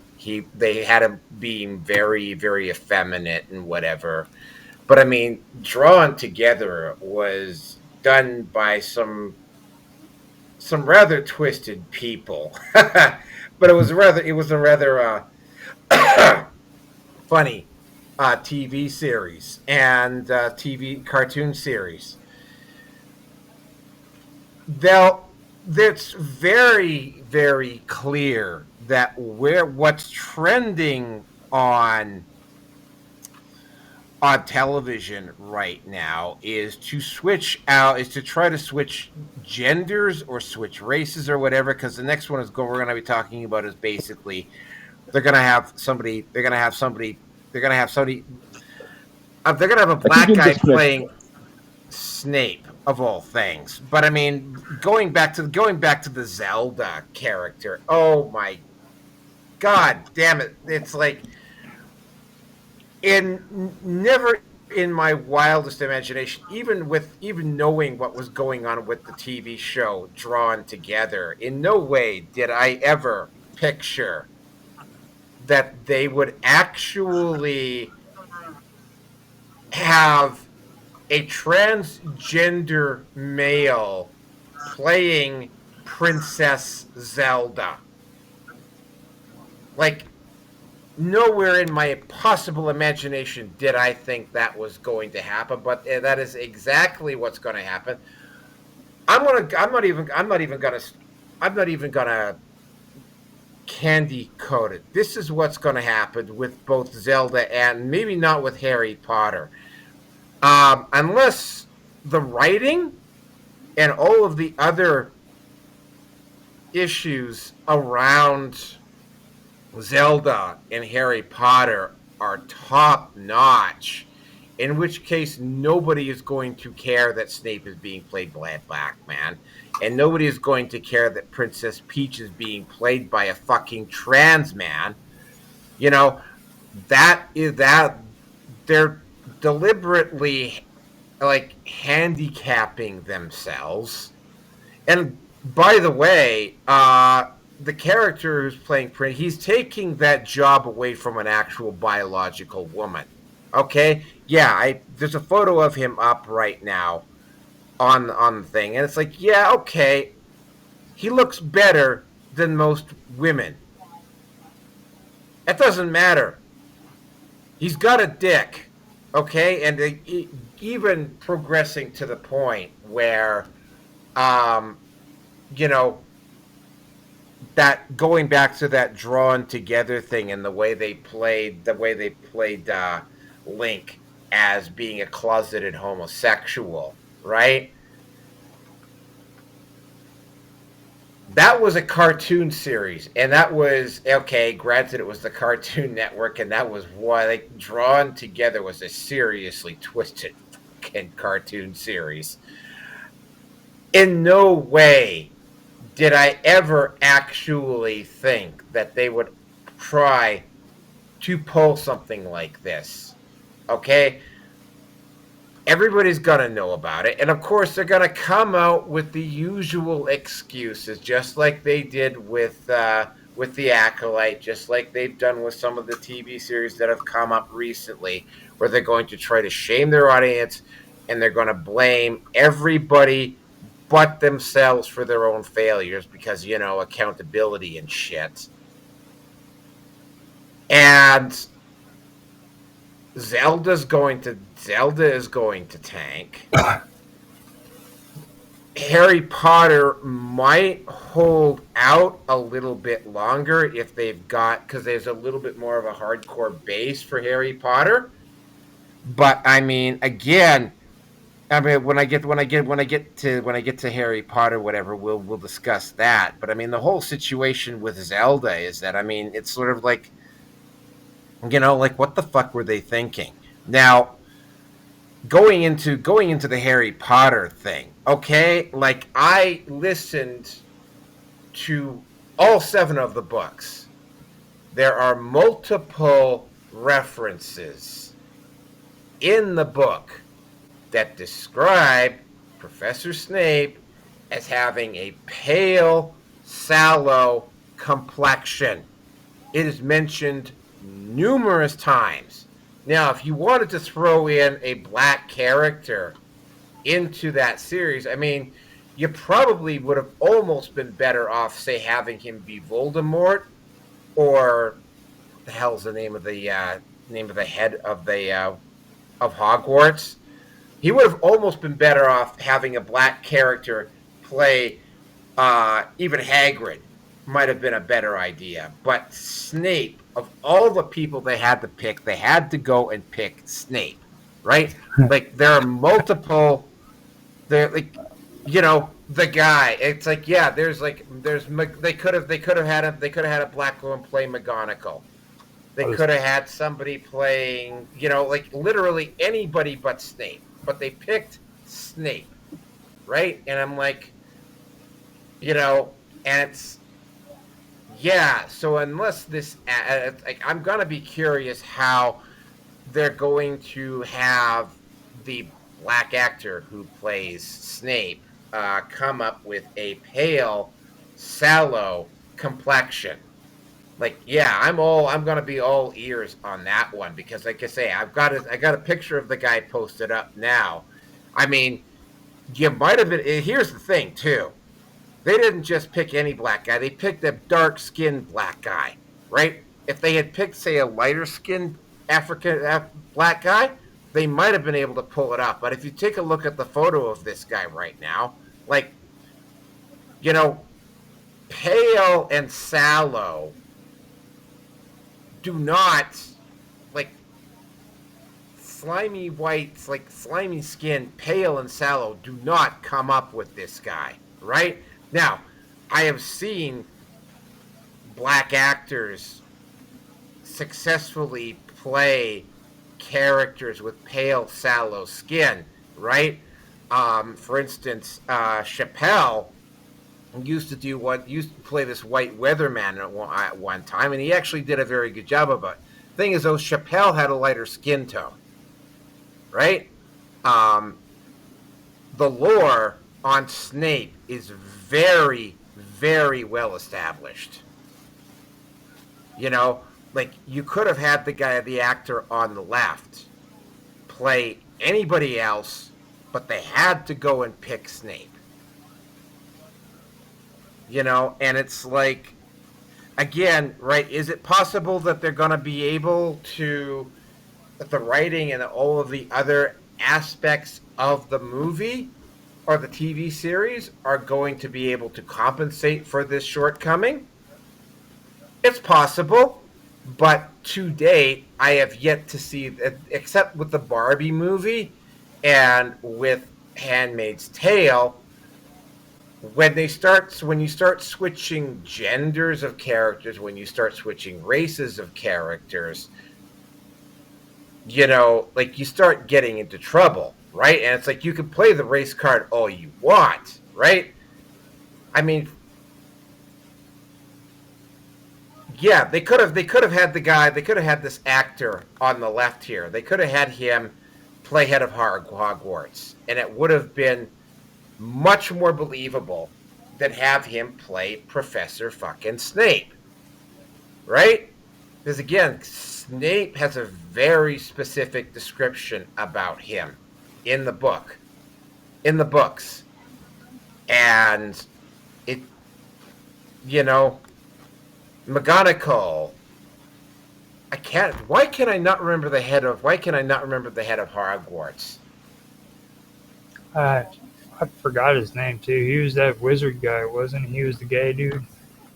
Yeah, head of Hogwarts. And I'm like, I cannot remember the name of that character, even though it was like they made a whole new. So they had that Fierce Creature series, and he was one of the lead characters in that movie as well.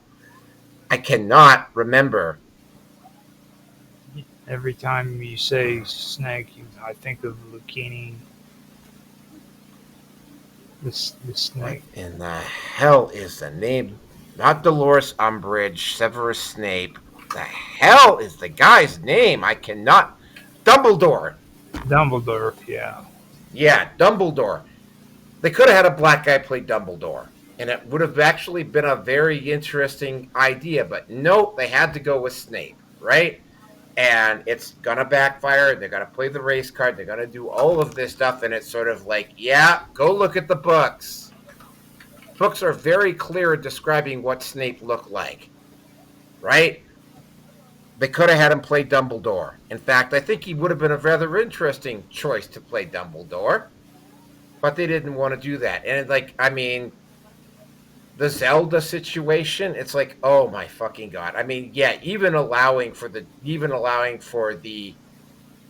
effeminate gay references to that whole Link Zelda series, like never in my wildest fucking imagination did I think they would have a transgender fucking guy playing Well, I mean, Princess Peach. Alan Rickman. Yeah, I mean, he could be transgender. Yeah. Anyway, I V, mean, you're just putting it out there. I mean, that guy's pretty strange. yeah, I remember him playing the Sheriff of Nottingham in that Robin Hood movie. I thought he was pretty good in that too. Yeah. So V, you're up. Do you think this Yeah. black actor would have Well, made a better I've not Dumbledore been, or Snape? I'm sorry. Do you think the black actor would have been better off playing Dumbledore and not Snape? If you're even Absolutely. familiar with the Harry Potter thing, right? Yeah. Yeah, absolutely. However, I gotta let Lucius Leftfoot out here, and I don't know, man.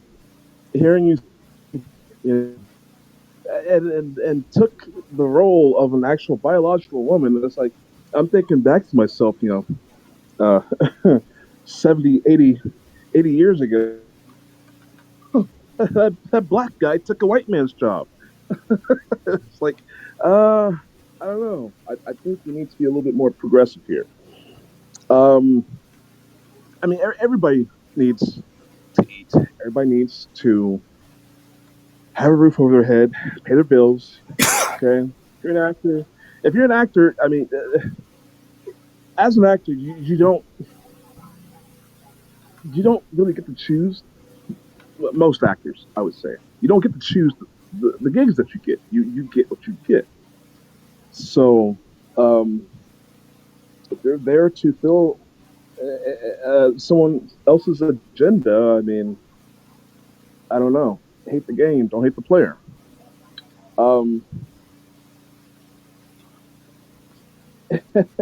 It's just, I don't know.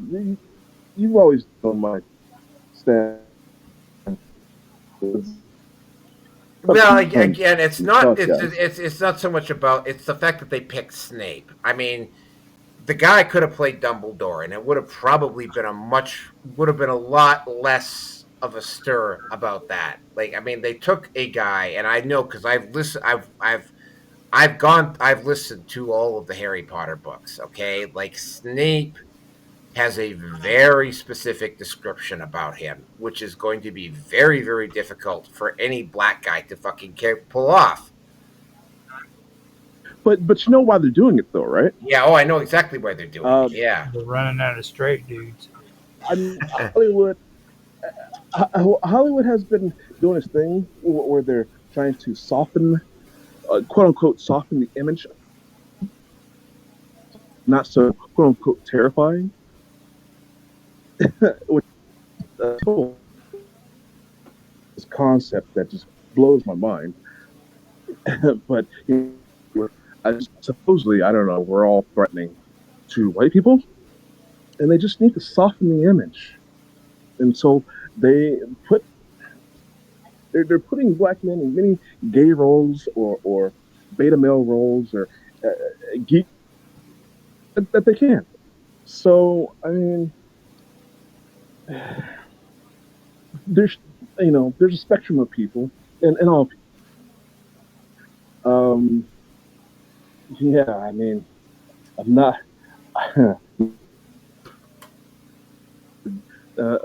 wielding a gun, talking about King Kong and got nothing on me. But some days I am nerdy. I am a sports fan. Some days, there's a broad spectrum. You don't have to soften the image. Just show the spectrum within a character. Not everybody has to be one-dimensional. I think that's what we're into. But anyways, yeah, that's all I got. All right, Roger, you're up. Well, I mean, my whole opinion about it is this. Okay, it's about time that black men started stepping up and playing gay men. I mean, it's really freaking hard on the freaking white gay community in Hollywood to freaking keep up with the freaking with the demand for gay men. You know what I mean? It's like, and the reason why all these characters are being transgender is because they're running out of freaking straight men, black or white, in Hollywood. You know what I mean? So that's why freaking these movies are getting worse and worse, and they're putting transgenders and gays in there. Because I mean, heck, man, how you know that Hollywood's running out of straight folks. I mean, you're not cool in Hollywood if you're not gay, lesbian, transgender, some kind of alphabet soup. You know, I mean, that's just the way it is. So um, that's pretty much the way I've seen it. It's turned into freaking basically a flesh shop, is all it is. There's nothing that really comes out of Hollywood that there's nothing that comes out of California that's freaking good. See all these movies of the beautiful beaches and the women in bikinis and all that, and that's garbage. That's just Hollywood making it look good. California is probably the no, it's the second worst freaking shithole in the United States. New York is the first, um, and that's just the way I feel about it. And I haven't been there in over freaking what 21, 22 years, and I'll never go back. You know. They got an old saying for California: you go on vacation and you leave on probation. So that's all I got. Anyway, yeah. The Zelda thing. I mean, That's cool. huh, That's fucked up. Not cool in a good way. I'm just saying it. I just that blew me. that is just fucked right up, man. I mean, it was like that's when I first saw that. It was like I was like thinking about Drawn Together like almost immediately, and it's sort of like and I like when the absurd that was the thing about it. I mean, like the superhero in that movie was a fucking roided up steroid freak, and the fucking oddly enough, the princess in that movie was a blind hypocrite who could not mind her own business and was rather self righteous. And of course, the guy who was playing Link in that movie was a closeted gay, and it was like, and they were all they were the characters that they were all stereotypical characters from other cartoon series, but their aspects were exaggerated, right? Because Link always kind of like Link was not your typical like big beefy alpha male fucking superhero type. I mean, he was always a little bit on the skinny side. He was always kind of youngish looking. Princess Peach always. I mean, yeah. I'll just find a photo here because I got a photo of Princess Peach. This is an actual photo of Princess Peach. Of the princess. Yeah, she doesn't necessarily look like super curvy, right? So there was a bit of androgyny involved in a lot of the characters He from was that. hot in the video game. Yeah, there's always a little bit of androgyny involved with that one. But when you take something that was supposed to be funny and you actually make it for real, and it's like people are gonna whine. Of course, they're gonna have all the critics come out and they're all gonna scream homophobia and transphobia and whatever else, and it's not gonna fucking work because it's all been fucking tried before and it's getting tired. But they don't know how to do anything else, and they won't move away from it.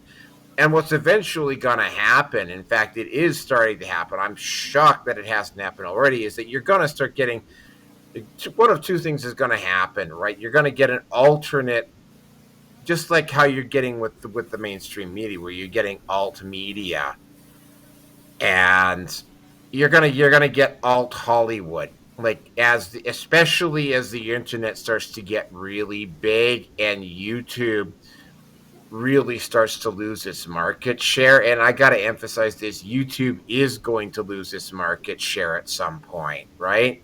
You're going to get alternatives to the Hollywood drivel that's coming out. Either it's going to be foreign or it's going to be somebody domestic producing actual quality content. That's what's going to happen. And, it's like everybody is going to be looking at Zelda and they're going to be looking at the princess and they're going to go, that's a fucking guy. Yeah.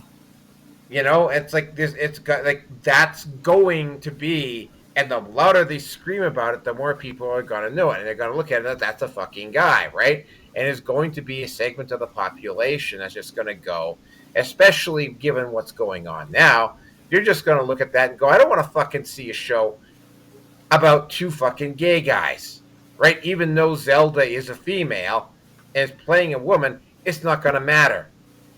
And it's like, and that's going to affect the ratings. It's going to affect their sales. And I don't think Zelda is going to last. Zelda might crawl through to season 3. It might not even last a season. Harry Potter might go through because, again, Snape is a key character, but he's not the main character. So they might be able to do some stuff with Snape to make him look. I'm gonna be curious because they that look with Snape, they are absolutely gonna have to fucking nail it. If they do not nail it with Snape, same thing's gonna happen there. People are gonna be looking at that, and they're gonna know that that was a DEI selection. So that's something that they're gonna have to work really hard to push past in order to make Harry Potter a successful TV series. Now, is it possible that they could do that? Yeah, go look at Handmaid's Tale. There have been rare occasions when these woke productions turn out, but they're the exception rather than the rule, right? Like, the only two movies that have successfully that have come out that have been successful, like for instance, in terms of movies that have been successful, was Captain Marvel. And that one made a splash because it was perfectly timed, and the Barbie movie, and one of the big reasons why the Barbie movie ended up doing so well was because it was accidentally based. Like it was actually based as actual fuck, right? And they're. Yeah, I still think the guy who played Snape probably would have been better off playing Dumbledore, but that's just me, right? Good luck with that idea. You're handicapping yourself. You should have, if you wanted to race swap a character, you should have gone with Dumbledore. That's just my opinion. Does anybody else have anything more to say before we move on to the next topic? I just have to say one thing. Harry Potter, or actually Zelda. I hated that freaking game. Zelda, it is freaking a horrible, horrible person. And I think that Rapid, my buddy who plays freaking constantly Mario Brothers and the Adventures of Link and all them freaking baby video games that freaking are immature and childish. I'm gonna laugh at him, dude, because guess what? His hero has turned into a transgender homosexual, and I love it. I think it's awesome. I've never been a fan of the Link games either. I hate them. I hate them with a passion. I hate that entire game series. Okay, I only played it once. It was more my style of game, so I didn't mind it, but I didn't really ever get into it. I mean, some of the later Final Fantasy games I got into a little bit more, but again, right? That was Final Fantasy, not this. So See, Rapid gets what he deserves because he's one of those Disney fans too. So, those Disney fans that like to uh, do streams about it and everything. Yeah. He's all into all that too. So, freaking, I'm gonna tell him this is what you get for freaking supporting all that shit and thinking it's great. Now all of a sudden Zelda's a freaking transgender. So Serves you right, boy. that's right. Is that's King Charles, right? Yeah. Take those medals off him. He didn't earn none of that. No, he didn't. I mean, Prince Andrew was a pervert, but at least Prince Andrew actually served. Mm-hmm. Anyway, next one. We're actually going back to Canada for the next one here. So, but it's in a different context. Okay, so let me just go over and timestamp this next one. Okay, this one we're going back to Canada, but remember what I was saying just a few minutes ago about how the alt media has been slowly taking the place of the mainstream media. Well, what's happened in Canada, and this should really come as literally no goddamn surprise at all to anybody who's been following the mainstream media, is that there was a channel on YouTube called Real Talk Politiks, which covered Canadian politics. It was, and I'm going to say was, the single most watched political show about Canadian politics in Canada, and it was exclusive to YouTube. It got better ratings than CBC. It got better ratings than CTV. It got better ratings than Global. It was the most watched political show in Canada, apparently by a significant margin.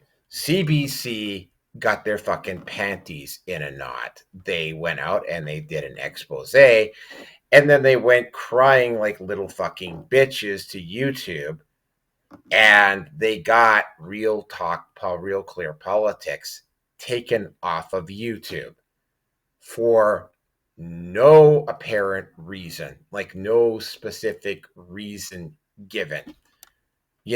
And the whole situation on that was that, the reason why they're doing that is because, I mean, and this, you're going to start seeing this in the US and Britain as well, is that, I mean, the mainstream media is, like we were talking about this on the last show when Trump put the president of South Africa on blast because the South African president was lying about the Boer farmers getting killed off, right?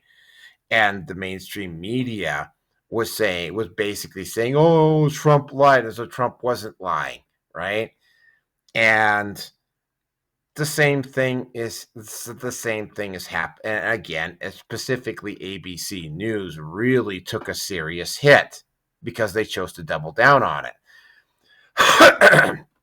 The media in Canada, the media situation in Canada is even worse than it is in the US. Justin Trudeau came in with this corporate bailout for the networks here, which basically means that Global, CBC, and CTV are bought and paid for, and basically CBC is nothing more than a bought and paid for fucking arm of the Canadian government at this point.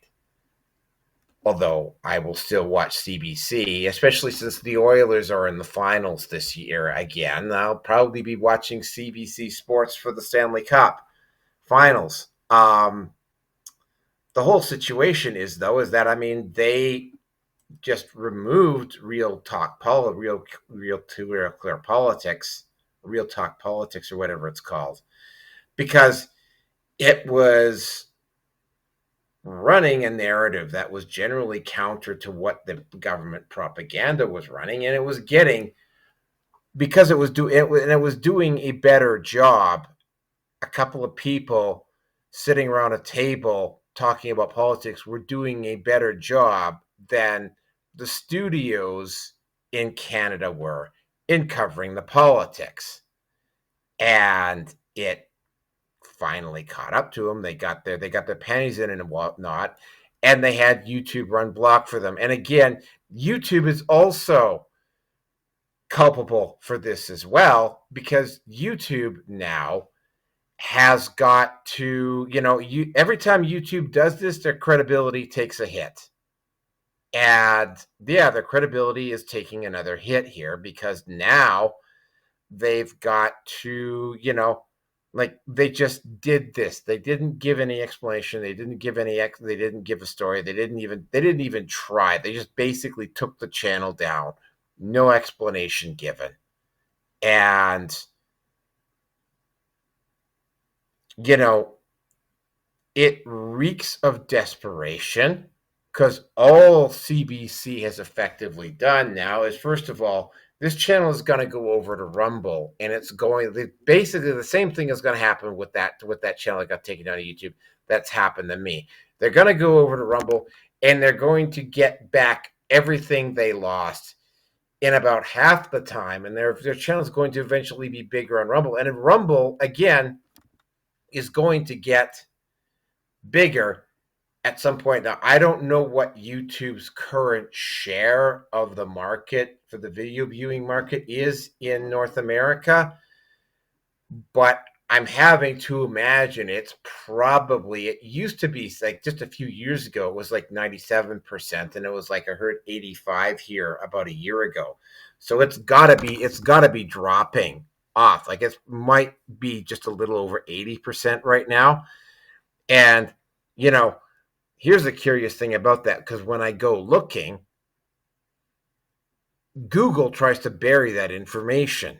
Like, I have to go somewhere else to go and find it. And it's like, again, right, what you're seeing here is a changing of the guard. And you're also seeing, is you're trying to see all of these old network news places, rather than seeing the way the wind is blowing and making adjustments. They're basically trying to hold on. And the ones that try to hold on and try to keep the old system going are eventually all going to fail. And, this YouTube channel is going to be back. It's going to be back on Rumble. It's going to grow even faster than it was doing on YouTube. And again, just like me, right? Like, you can make attempts. You can do harassing attempts. You can maybe get me to take a video down on Rumble, or you might be able to get me to take a video down on Odyssey, but you can't just go into these, like, on Rumble or BitChute or Odyssey or MGTOW TV or Brighteon. You can't go in and mass flag on these platforms like you can on YouTube. So, I mean, again, right, short-term gain for long-term pain. That's all I really got to say about it. And V, you're up.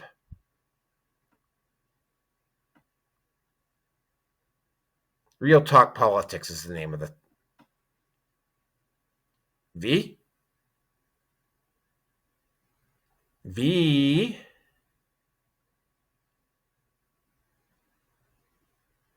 Roger? Is anybody home? Yeah, I'm here. I just had to run to the bathroom real quick. Yep, I'm here. Okay, V, you're up. Yeah, well, I mean, YouTube having credibility. I mean, YouTube is a money company. I mean, that's the bottom line. They're all about that bottom dollar. Okay, they hold no allegiance to anything else. It's money talk. So there's a dispute between a couple of giants, really big popular channels. Whoever's making money, or in this case has the money and government backing, YouTube is gonna get on their knees. Uh, they're gonna flate, and that's just the way it's been over the past 10, 15 years. I don't know. They sold out pretty quick. So I mean, I'm glad that people are going to Rumble, glad people want to, but we really need everyone to do it. Just having a few popular people, get booted off the platform.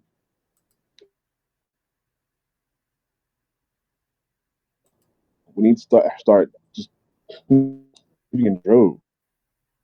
We need to cut YouTube, which is extremely hard. I mean,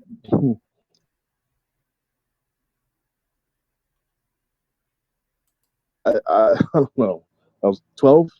It was the last time I actually watched cable TV. Um, yeah, cable TV pretty much. It hurts me to say these things about YouTube, uh, especially because I may not post my content there anymore. I still go there for other people's content. So it's like a bad drug, you know. You gotta live with it or wean yourself off of it. I don't know, but uh,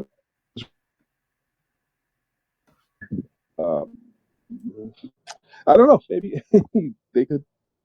I mean, it's one thing to continue on with the program and to keep their audience if they can, if they're audience all of them. But again, set the example and have other people promote. I mean, there's some real partnerships going on. These people that get booted off of YouTube and go to these other platforms. Yeah, partnerships. I don't know. Take a couple shares of the company, or you know, I'm pretty sure that's happened. So that's my opinion on it.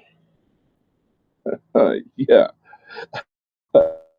idea of a independent media source outdoing a government's or a mega uh, media company. Because I know, like for example, Vinny Eastwood, he's the man. Yeah, he's their Alex Jones over there. So he does better than their main media. So I really love that idea. Speaking of which, we gotta have him back on the show one day. He's been pretty busy lately. Roger, I've go ahead. noticed. Yeah. Yeah. Well, I mean, see, with me, I love hearing this stuff because it just reaffirms everything that I've been doing on my show. I came out with a series called Untethered here recently, and it's just where I freaking just go ape shit crazy. And I just say it like it is. I mean, there's no more bullshitting when it comes to this show for me, okay? And the first thing I'm going to tell you is the internet is a freaking scam, okay? Stop falling for this bullshit that they've been feeding you for the last freaking 30 years that you can actually get on the internet and make something for yourself, you know, that you can actually grow something that belongs to you and it can be yours and all this good bullshit that they sold you back in the 80s, you know, when housewives are freaking going to strip malls to freaking learn how to type on a freaking computer and they said computers are the future. Well, at one time that could have happened, but the only problem is freaking look at what the internet and computers have turned into today. It's a freaking form of entertainment. It's garbage. Okay? Freaking you get on here to freaking click on buttons and freaking make videos. You know what I mean? That's basically it. You can't freaking go on here and make solid freaking investments that are freaking gonna pay out. Freaking, you can't take a small business and freaking try to make it grow off of the internet. In order to do that, you have to actually invest more money than freaking what you're gonna get back from it. Okay. Um, you turn around, you go on eBay, and you look at the freaking sales prices. Okay, how much eBay charges you to sell something, okay, is outrageous.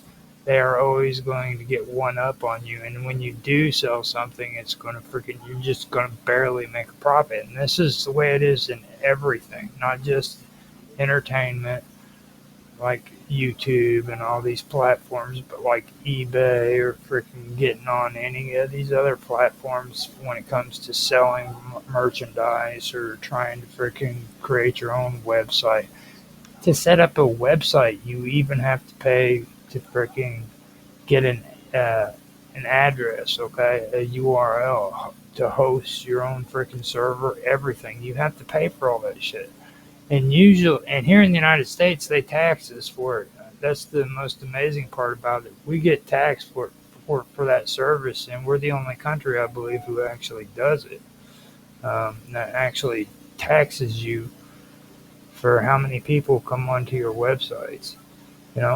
Everything on the internet, from what I've found, is a freaking scam. It's a gimmick. Like even back in the '80s, when I remember growing up and watching TV, they would always have these scenes where these teenagers were at the ATM and they were hacking in the ATM and stealing freaking money from the banks, And I was like, oh man, that's cool. And I actually believe that shit took place back then when I was growing up. When I got older and I actually did research, I found out that shit was all just hogwash. It was freaking, it was a propaganda that Hollywood was pushing so that freaking the United States could push regulations, stronger regulations on hacking. And the majority of these supposed hackers that were going on back then, every single one of them got smacked on. Every single one of them got smacked on the wrist and freaking didn't get into any trouble whatsoever. Um, and that's the thing that really amazed me whenever I looked at all this stuff. So when it comes to all of what you're talking about, don't fall for this shit. Just realize that it's not real. And when you were talking about an alternative platform or something that's alternative to YouTube and everything, and they've already got that because we just recently started watching freaking Roku TV, man, and I'm gonna tell you something. You'd be amazed if you go on there and see some of the shows that they got on there. They got things on there that freaking are pretty freaking controversial on the internet, but they just openly put that stuff on there, no problem. It's just you can't go to like the popular channels like Roku TV and stuff like that. They've got other channels that you can watch for free on there too. That have a lot of cool stuff on there. I've been checking out this one called Awesome, and they've got some really cool stuff that's kind of alternative ways of thinking kind of stuff. You know what I'm saying? Kind of like it the way it is on Rumble, things of that nature. But yeah, they've got that going on already. It's already taking place. So that's all I got. Yeah, it's again, right? The alternatives are definitely starting to assert themselves. Now, is it gonna get to the point where you know you don't necessarily have to rely on YouTube, or YouTube will no longer be able to like dictate what goes on and what happens and whatever? Yeah, it's gonna get there. Is it gonna get to the point where you can make something? I don't know. I don't necessarily completely agree with you. I mean, I see people making that have risen up and have made livings off of basically doing YouTube content. So it does happen. but again, right, it's even if it's not necessarily about money, it's an investment of time, right? And it is very time consuming to do this stuff. And it's like, for instance, right, like my day job today, I mean, my boss wanted me to work tonight, and it's like, well, I can't work tonight because I've got the podcast, and I have to allot time for uploading, downloading, editing podcasts, at least one a week. I'm trying to get to two, and it's just life keeps happening that prevents me from getting to two, right? And it's like, yeah, it's a grind, but I mean, I would much rather be doing this than just basically working for a living. Yeah. That's just me, right? Does V have anything more to add, or can we But move no, on okay. to? But the thing is, these people, yeah, that they can make money by providing content, but you gotta be cookie cutter. You gotta regurgitate, what the establishment agrees with. Yeah, for now. Yeah, for now. You know, it's ridiculous. Yeah, for now. That's the way it is for now, right? Yeah. And don't get me wrong. When I say scam, what I'm saying is, when you go into doing this stuff, I wouldn't be doing this stuff right now if freaking I didn't have a way of thinking about it. You've got to enjoy what you're doing. Don't do this because you want to freaking make a living off of it. Do it because you actually enjoy doing it. And the Oh, I rest love of it. right, I like I doing this know. stuff, and because I like doing this stuff, I mean, it's like it's gone. Like, I mean, The you know, rest will fall into places. yeah, All the rest will fall into place. Yeah, I mean, at some point, it's like, like I'll start to see a payoff for it. But I mean, I'm not doing this with the expectation of. I mean, I've read The Artist's Way years ago. I think the expectation. it might happen 5 days after you're dead. Yeah, right. I mean, it might happen. It might not, but I mean, I'm doing this, and I like to think that I'm making a difference, right? Right. And again, right, I am seeing a little bit of cash off of this, and yeah, will I get to the point where I'm actually like making a living off of this? Well, that's the goal, but the goal is to make the content. It's not to like make money off of the content. But I mean, I would like to make money off the content to do this full time. But that's the long term goal. I get there when I get there. It's not the expectation that people are going to just massively sub to me to do it, because it's not a race between me and someone else, right? It's me versus me. Well, it was like last week. I was on Jaffe's show, and he tried to make a pot shot at me because of the video games I do. And when I heard him say that, I basically shut it down. I was like, "Look, man, I'm gonna tell you something. Like, I've learned more about editing from video games than I've ever freaking learned from live streaming. You know what I mean?" And that's the thing. I had to go that path in order to learn what I learned. And like, when I do the stuff I do it because I enjoy doing it. I love the death out of freaking editing videos and doing computer graphics and stuff like that on Blender. I get so frustrating with streaming and editing videos because I don't have enough time to actually sit down and do freaking the graphics on Blender like freaking I want to do. You know what I mean? I love that stuff, and I couldn't have done that unless I actually got involved and started doing this stuff. It's a journey, you know. You start doing things that you've never done before, and you enjoy doing it after a while. And sometimes it drives me nuts, but I still freaking I'd rather do this than freaking do nothing at all, you know. So, All right. Anybody else got anything more to add, or can we move on to the next topic? oh God, you got What's another the next topic? Oh, you're gonna love the next topic. one? You're absolutely gonna love the next topic. Yeah. The next topic is that the World Boxing has banned Imam Khalif from boxing for good for lying about his gender. And a lot of celebration is going on around that particular issue.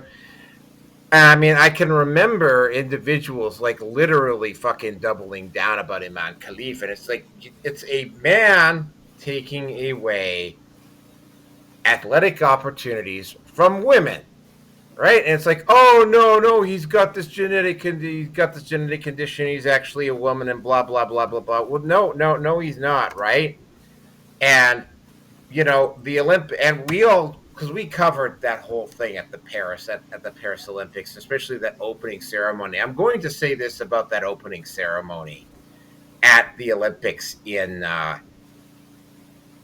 Paris, and with that guy with his fucking dong hanging out.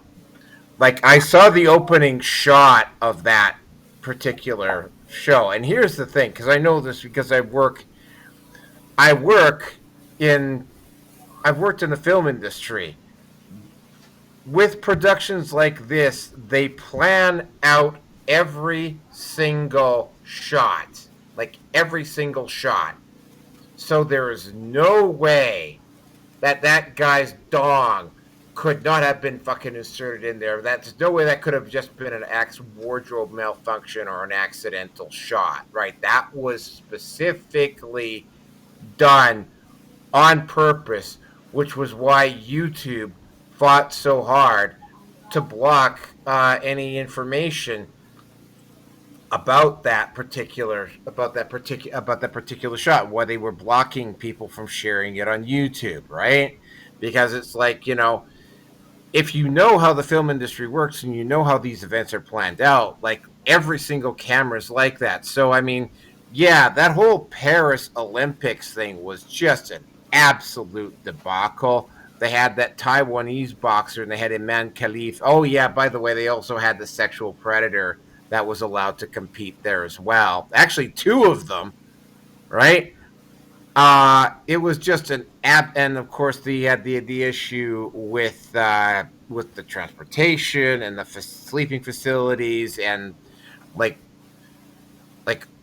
whoever I don't know who the hell it was that thought having excessively large vegan meals, especially with some events like say weightlifting and boxing, where it's like it's really protein heavy, thought that was going to be a good idea to feed the people that were attending there. And it was just an absolute disaster all the way around, but probably one of the single biggest ones. And the one that, oh, by the way, the one once again that the mainstream media went to bat for was Imam Khalif, that man who was competing in women's boxing. And they made excuse after excuse after excuse after excuse after excuse, and the Olympic Committee wouldn't do anything, and the Olympic Committee wouldn't do anything, right? Well, what eventually ended up happening, because this is what's happened with a lot of sports, is like, yeah, okay, you corrupted the Western nations to go along with this, but you can't corrupt. They didn't pay attention to Africa. They didn't pay attention to South America. They didn't pay attention to Oceania or India or places like that. And because they didn't pay attention to places like that, those countries got together in groups and they outvoted the West, which, by the way, in the UN is called the Third World Majority. And they voted Imam Khalif out of boxing altogether. There's nothing that the US BA and the British BA and whatever, none like the Western nations could do to stop it. So Imam Khalif has been banned from boxing. He may lose the gold medal. And again, just like how Zelda was taking away an acting opportunity from a woman, Imam Khalif took a deserved gold. Both these Taiwanese boxer and Imam Khalif took gold medals away from women. And again, right, like, contrary to what you might believe, female athletics is as hard, as demanding, as vigorous as it is for the men, right? And it's like, if you're going to just let some guy with a natural physical advantage in there to compete against women, this is what's going to happen, right? So cheers to World Boxing for doing that. I really personally do hope that they strip both of these individuals of their medals, and hopefully, when the Olympics come to Los Angeles in a couple of years' time, that they don't have this ridiculous depravity in the opening ceremonies, and they don't have sexual predators being allowed to compete, and that they don't have fucking men competing as women in women's events. You know what? And I don't really give a shit if you want to call me a transphobe for fucking doing that. When the guy in the manosphere is looking at you and saying, yeah, okay, that's going a little bit too fucking far, right? When the guys in the manosphere are like going, yeah, you know what? Like, that's just not right. Because, I mean, I will tell you, most of the guys in the manosphere, there's a lot of guys in the manosphere that are going, yeah, well, they wanted fucking equality. They wanted to support this stuff. They can deal with the consequences. And yeah, there's a part of me that takes a little bit of joy when Riley Gaines gets pissed off, right? Because I have to openly wonder, like, how many of these female athletes that lost those athletic opportunities voted for the people that took those chances away from them, right? And now they're dealing with the consequences of it, and they just seem to think that they're somehow entitled to my support to get that back. And it's like, no, sorry. Where the fuck were you when this was going on? Where the fuck were you when the Duluth law was taking place? Where the fuck were you when the Gillette commercial was on? Where the hell, like, for all of this manosphere stuff tonight, right? Like, where were the women speaking up for the men in those particular situations? There were some women that were doing it, but overwhelmingly, and particularly when that woman set that guy on fire, you had women actually praising the woman for fucking doing it, right? And now you want me to go and help you in this area? Yeah, go fuck yourself, right? Yeah, you're right. It's wrong. They shouldn't be allowed to do that. But you know what? You want to treat men like they're fucking disposable fucking utilities and stupid fucking idiots that don't deserve anything, and that every male is a misogynistic asshole, and that they're lucky to get what they deserve, and that they're bad just because they were born male, especially if they were born white male. And now you want me to fucking help you? Yeah, go fuck yourself, right? Like, you got what you deserve, but at the same time, it is still wrong, right? So yeah, I am of two minds on this particular situation. Yeah, I am glad that Imam Khalif is getting his medal taken away from him for competing against women in a women's event. That being a man competing in a women's event, that was absolutely fucking wrong. At the same time, my sympathy is exceedingly limited. And with that, I'm going to turn it over to V.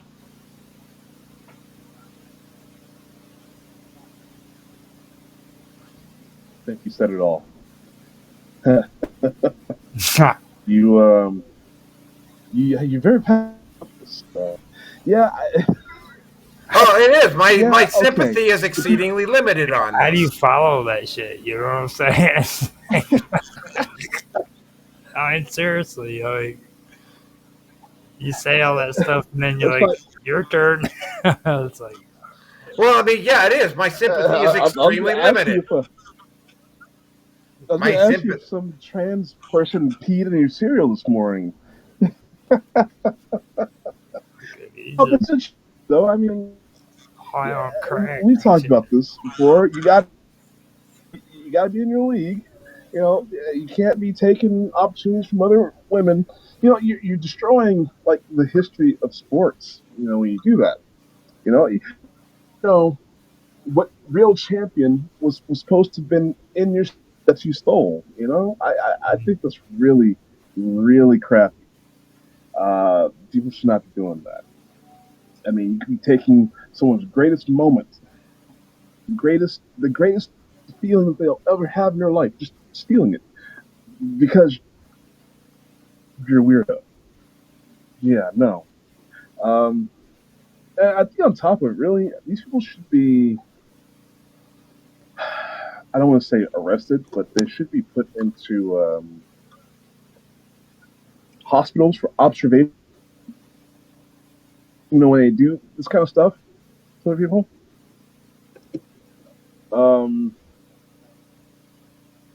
And yeah, I don't know. Because I don't know. Or obviously, I haven't walked down the road where I had my penis and pretend to be a woman and then compete for something. That sounds like a roundabout way of trying to be great instead of just working hard and being. So I don't know. Want attention too much? People need to solitude and some stoicism. It's just you don't need attention of the world. There's some things I understand that people need to accomplish, and feel that positions are great and everything. Some of these people are just it's attention driven, and that's not okay, really. I mean, everyone has the right to think how they want to think and then set the goals they want to set. But people really should reevaluate why they do certain things. If it's a morale issue, or if it's a there could be so many different types of issues. That's why.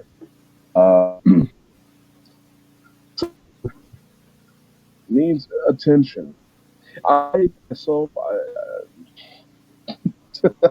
I'm antisocial. If it weren't for my targeting, I would have never had a radio show. I would have never been a public speaker. I would have never done any of this stuff. I would have never made documentaries. It just would have never happened because I don't crave attention. But yeah, I don't know.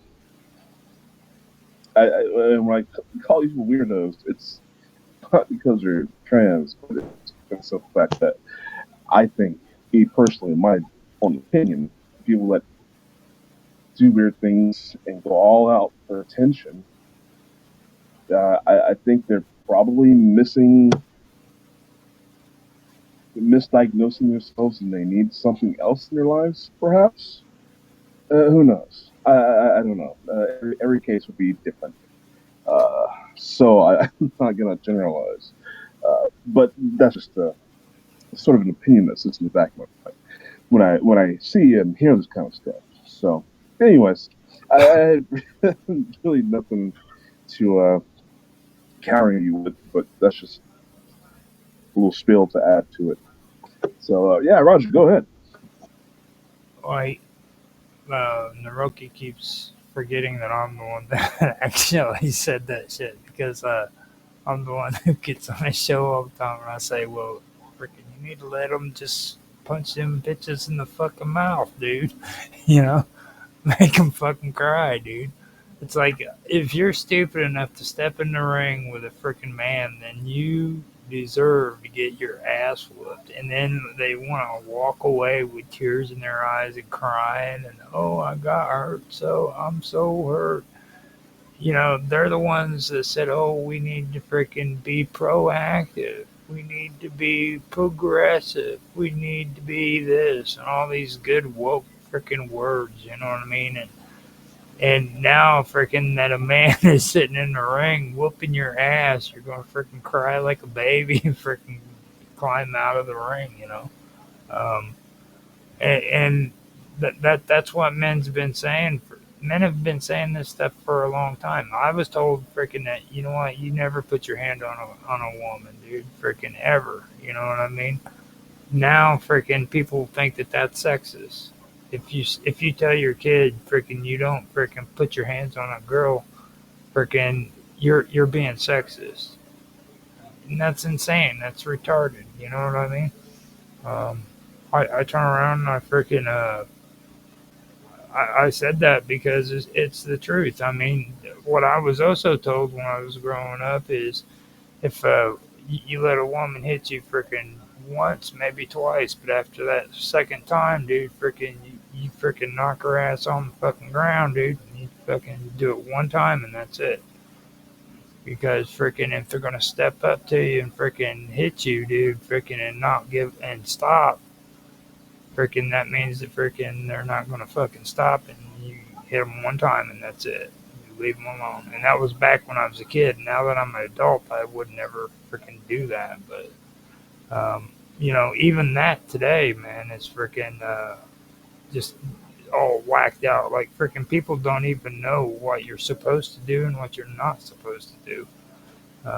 So freaking all of a sudden it's okay for freaking men to be in a boxing match with a bunch of women, dude, because they're transgender. You know, that's retarded shit. You know, I was told never to put my hands on a woman, but I was also told that freaking if freaking they freaking hit you freaking more than once or twice, freaking then freaking get them off of you, you know, just and then not to just like beat them up and shit, you know what I mean? But I was told shit, and that's the way we were raised back when I was growing up. Freaking now, freaking people are all acting crazy and shit, and like I have no problem with like people having their belief systems where freaking if they want to dress like women, you do it like freaking they did back in the 1970s. You did it in shame in your own house, hidden away from the rest of the world. You know what I'm saying? Because nobody freaking nobody freaking gave any respect to a fucking transgender. You know what I mean? They were the freaking perverts who like to dress up as women. You know, they were shunned and freaking scorned about. You know, I mean, they were freaks. They aren't even freaking gay, dude. They're just freaking freaks that like to dress up in women's clothes. Yeah, that's fucked up. That's a mental illness. You know what I mean? That's worse than being gay, dude. Seriously. So with that, I'm gonna shut up. Okay, so that concludes the Red Pill Nation hangout for tonight. Yeah, it was really, like I said, it was really super manosphere heavy. Couple of, and it kind of snuck in a couple of places where I wasn't expecting it to sneak into tonight. Are we? Is it going to be? Like I said, I was actually going to think here earlier this week. I was thinking of taking a week off because I hadn't. The last time I took a time off from doing a show was when I got COVID. Now, will I take a break at some point? Yeah. By the way, V, I'm still rather intent on getting that Diddy show out of the way. I just have to fucking get a regular, stable schedule going on I was here. just about to ask you about that. Yeah. Yeah, he needs to do a day show. We'll try to shoot for Wednesday. But I'll let you know, right? Because they might just throw an Alrighty. additional shift my way. Because when it gets like there's a lot of stuff that's happened with Diddy, and a lot of stuff that's been connected to him.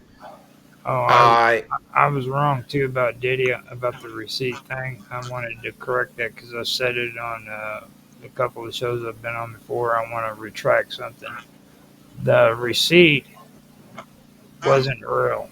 It was actually something that his lawyer freaking said in a stupid way. He was trying to make a comment about freaking the baby oil, and uh, he's the one who brought up Costco. It was never there was never a receipt that I thought that they had. I mentioned that on your show a couple times, so I wanted to. Yeah, I remember mentioning something about the street.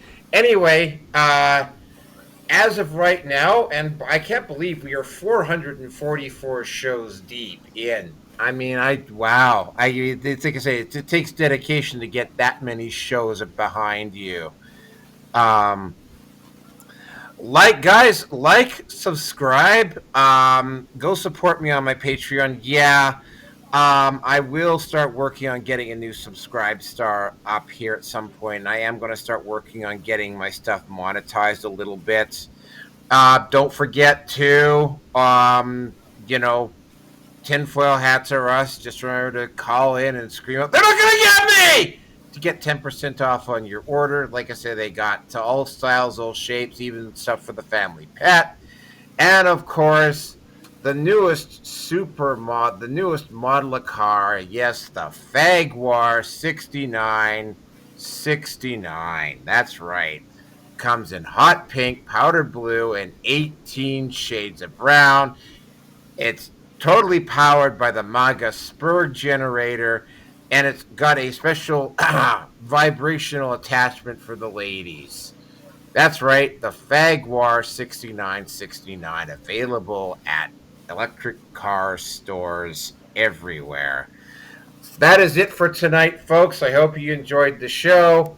We'll see you next week. And again, right, when I get a schedule that's a little bit more stable, I will go back to doing 2 shows here. But that is it for me tonight. Thank you, Roger and V, for showing up. That's it. Have a good night, everybody. Good night.